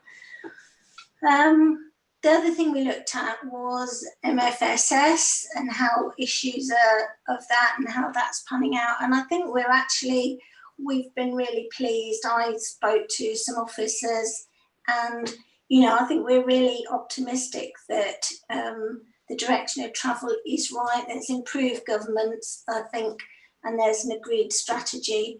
So I think we were really reassured on that. The clean audit reports as well, yeah, they were good. COVID obviously had an extra delay because of the delay of signing off the accounts. Then you had to mention COVID and that had to be included in the accounts. But we had some workshops, they were really good. As I say, we've had, you know, the officers have been great in supplying information. We've had internal audit reports as well, which have been really interesting. And I think they've given us a lot of insurance. And we were really assured and pleased actually that coming across with no reserves, but Fire have actually started, and the first year of the medium term plan was, you know, successful in building up some reserves. So I think for this year, yes, we're just really carrying on with any areas that we have of concern, and particularly, I think, what have we got? We've got an area of review, and we're looking to undertake a review of the effectiveness of the committee, which I think was delayed from last year. But we're looking at what is done in other areas, and most of the committee have experience of other bodies as well. So I think we're putting that together to give a proper review of effectiveness, rather than just a self-evaluation checklist, which isn't very good. So yeah, happy to take any questions. Thank you very much, Anne. It's quite interesting, the sort of crossover between our committees. I'll just say from my perspective, the situation with the external auditors is just frankly unacceptable. You know, you take on extra work and you haven't got the capacity. Well, you shouldn't have taken it on in the first place. And I'm glad that something's been done. I didn't realise that there was that Redmond report, so I shall go and rib up on it now. But you know, any extra information that comes forward on that, I'll be grateful if anyone could pass on. I'm also interested in the MFSS. Obviously, in your report, you say that they're considering establishing their own system outside MFSS, and I just wonder is there a notice period to come out of MFSS?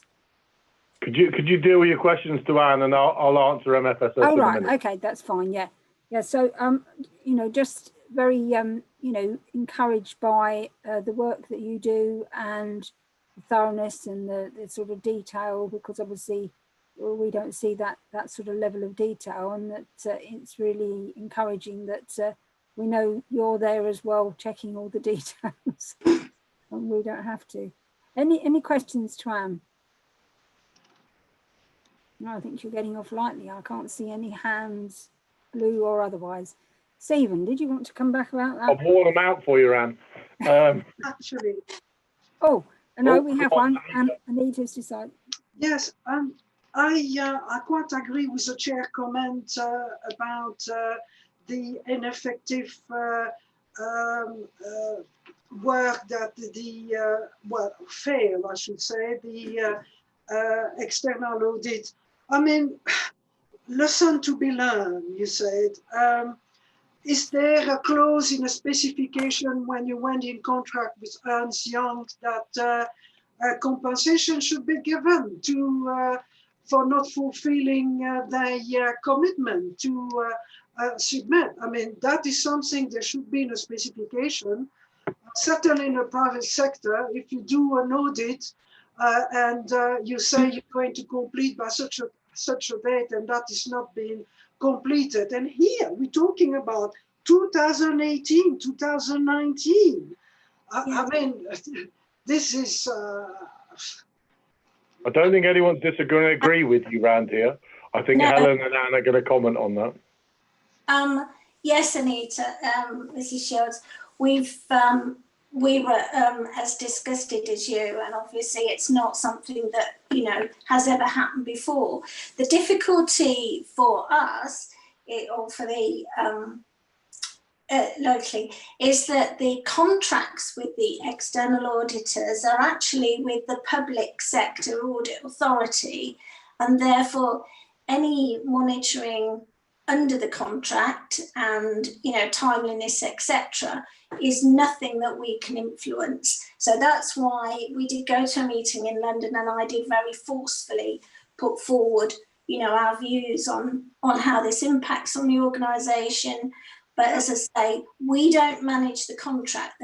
The contract is managed by the PSAA. But having said that, that is one of the issues under the Redmond review.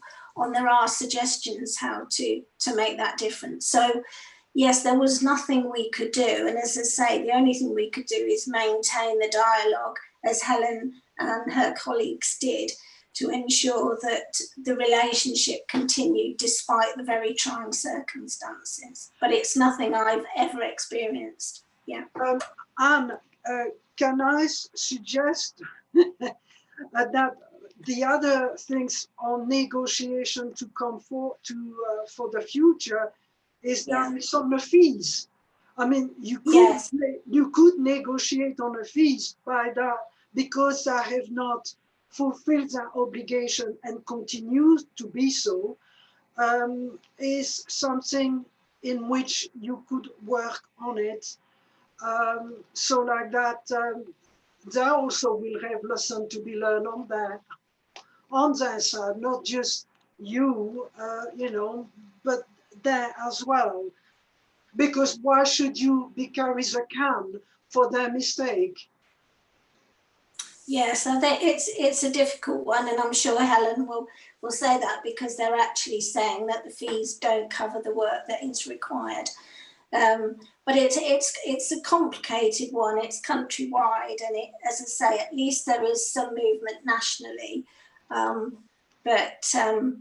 Yeah, I can only see fees going up, to be honest, which again impacts on budgets. But Helen might like to comment on that. I don't know.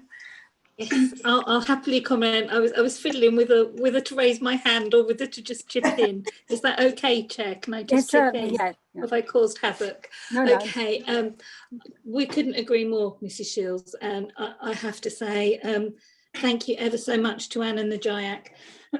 They've been extremely vocal with the external auditors throughout this process, and I felt extremely supported by them. Unfortunately, the scale fee for the external audit is set by PSAA. the public sector audit appointments for each public sector organisation. As Anne has, so going down is not an option. As Anne has mentioned, I think EY have made applications to virtually every organisation to increase their fees for 18-19 and 19-20. I can tell you that we have resisted. From the fire side, I can tell you there was no increase in fees. We agreed the fee, they delivered for the fee, and that was it. However, for policing, they were looking for an increase in fee, and for both fire and policing, they are looking for future increases in fees. I am very resistant to that. I have shared with the audit manager that I am very resistant to that, and I believe at the GIAC meeting in October, the week after next, Anne, I believe the external auditor will bring his proposed fee for fire and say, actually, it's not agreed. It has to go back to public sector audit appointments to agree the fee. Absolutely. So we will hold our line, and that's what colleagues around the country are doing. We are pushing back those requests to make public sector audit appointments have that discussion with them as well. It's not been satisfactory. I've just seen Stephen raise his hand. Yeah, I think it's just a request, really. Well, I think we're all in violent agreement. I would probably suggest, and I'm sure the panel does, as we all must do, is actually what value have we created for the role that we're destined to do. And I think this is a baton that, as a panel or collectively the national panels, would benefit for lobbying in support of, to actually make sure that the voice is heard, because actually this is where the collective, if you like, is really kind of much more powerful. So I just commend that in that way. And before I run off in a second, did anyone want me to talk to MFSS? Or Madam Chairman, at your beck and yes, please do. If you could answer on MFSS.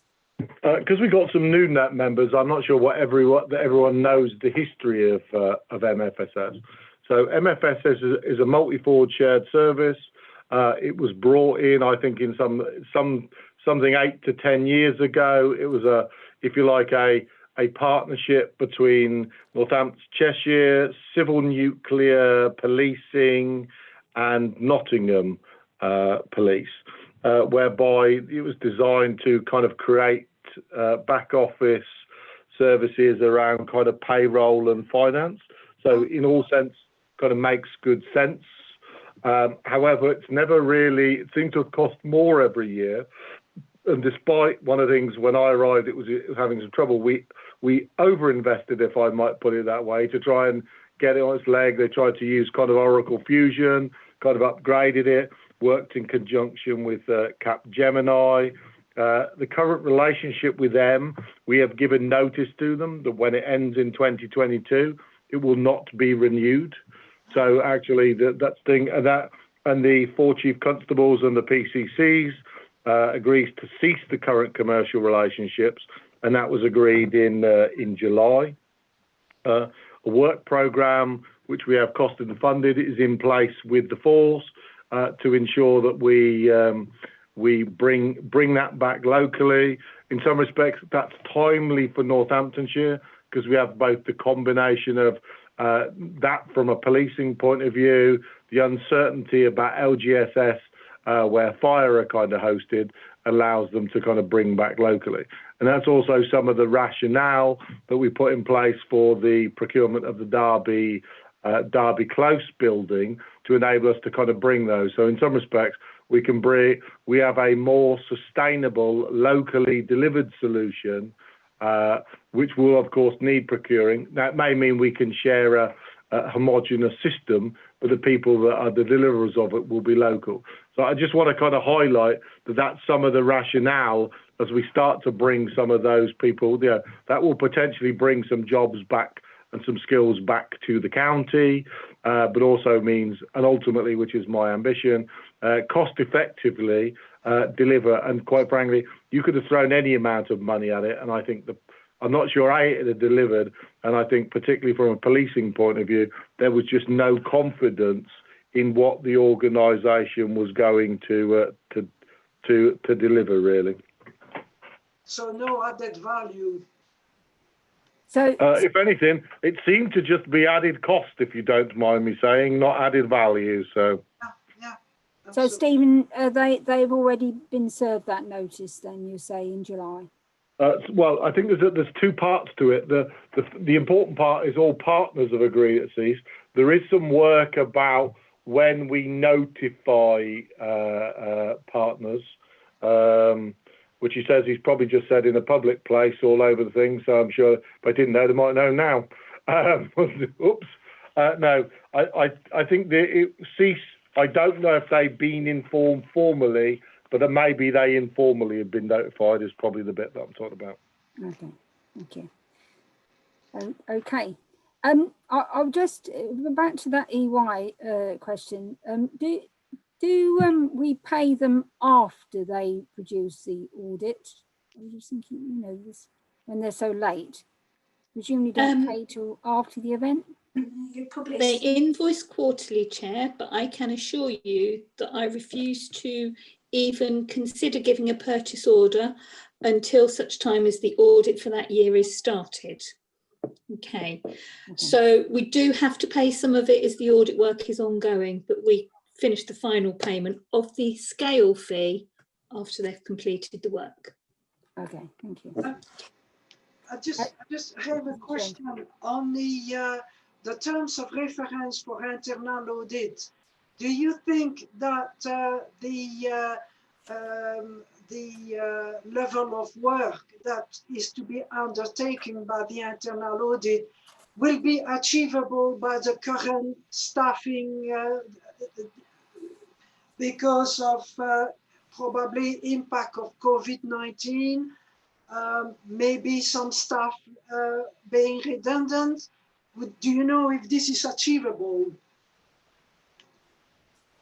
Do you want me to ask that? Well, we haven't had any, we've got a meeting, as I say, in a couple of weeks, but we haven't actually had any heads up from internal audit that they won't achieve the plan as proposed. That's my understanding as well, Anne. They've been doing things differently, Mrs. Shields. So they've been doing some slightly more virtual audits in fire. They're changing the focus of some of the things they're looking at, perhaps things like COVID expenditure and COVID procurement.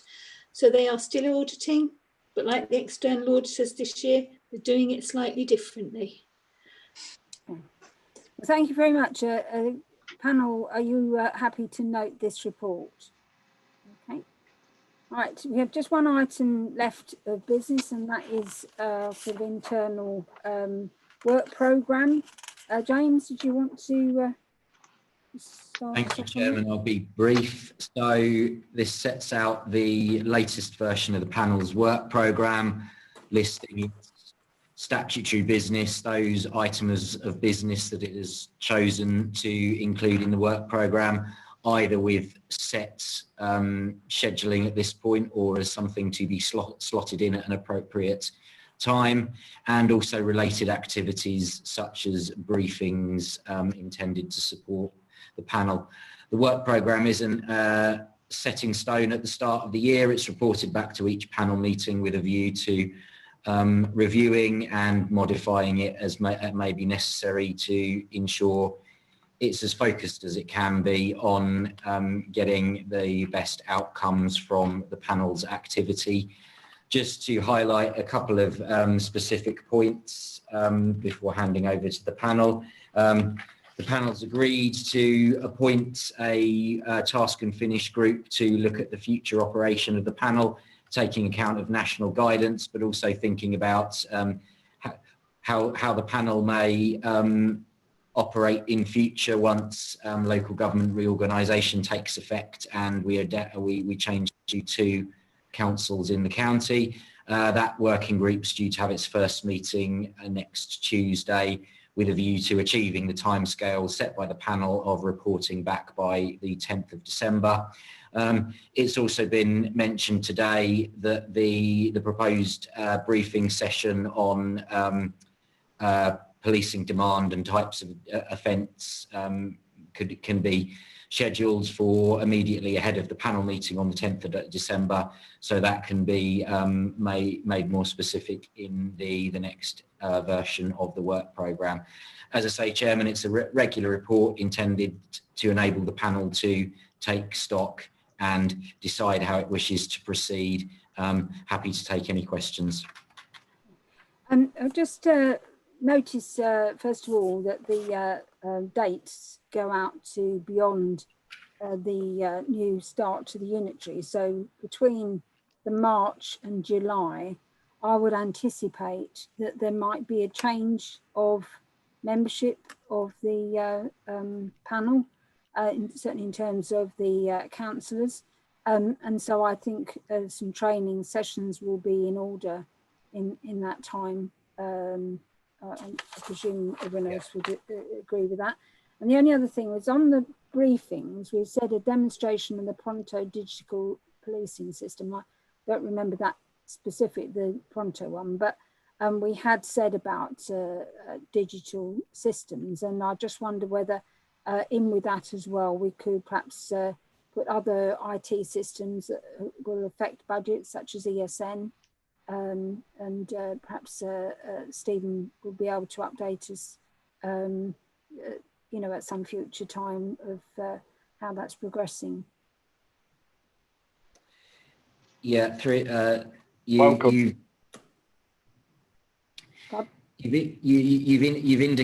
indirectly highlighted something that I've should have picked up, Chairman. Of course, the work programme goes beyond the end of the current municipal year, because the panel previously agreed that it should operate a rolling 12-month work programme rather than just a year, a municipal year at the time. So there should be a slot in there for September 2021 as well, which I've omitted on this occasion. But yeah, you're quite correct as well to highlight that between March 21 and July 21, there'll be potentially be some significant changes to the membership of the panel, if nothing else, and that will need to be taken into account, so that the panel, the new panel for 21-22 is in a good position to carry out its role effectively, moving forward from there. Okay. Has anyone Not else to mention, you might have a new commissioner. Yes.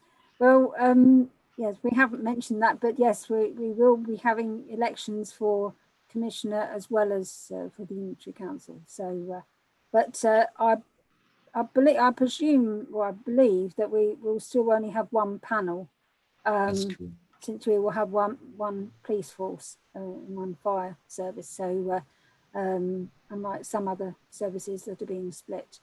So, by the way, that is our working understanding too. You can't have two. Yeah. Right. So, any other comments before we end the meeting? Well, Andre.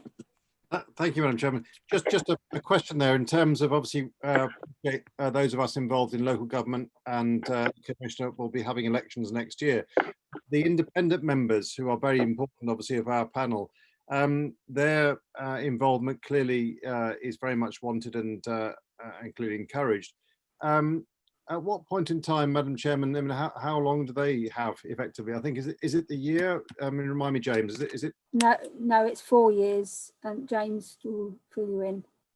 That's correct. So the three existing independent co-opted members were appointed at the last panel meeting for a 4-year term, effectively. So that will hopefully be a great boon in providing some continuity across whatever change there may be in the councillor membership of the panel next year, connected with local government reorganisation. Absolutely. So in terms of that then, and James, obviously, Madam Chairman, the issues that in terms of the work programme will continue, and obviously their input both now and throughout the period is very much important from a continuity perspective. Yeah, absolutely. Thank you. Look, We have a blue hand from the Commissioner. If I may, I was just going to particularly thank Anne for her patience and endurance for something she doesn't need to do, but took the time to come today to do it. So it's not for me to thank on behalf, but on behalf of me, I wanted to particularly thank you, Anne, for both you and the work that your team do. So thank you. Thank you. I was remiss in not doing that. Thank you very much, Anne. It's very, very interesting to read the report and to meet an extra person from the JIAC as well. So thank you. Right. If that's all, then I think I'll call this meeting to an end and thank everybody else for their services, and stay safe. And we'll see you, the ones that are on the working party next week, and for the confirmation hearing. Is that next week, Jane? Yeah, it's also next week on the Friday. Yeah, so that will be Friday, the 2nd of October, as I say, at 2:30 p.m. Okay. And I'll confirm that by email to members as well, okay. And obviously be publishing papers. Okay, so I will see you next week. Okay. Much. All right. Thank Thank you you very much. Bye-bye. Bye. Take care all. Thank you.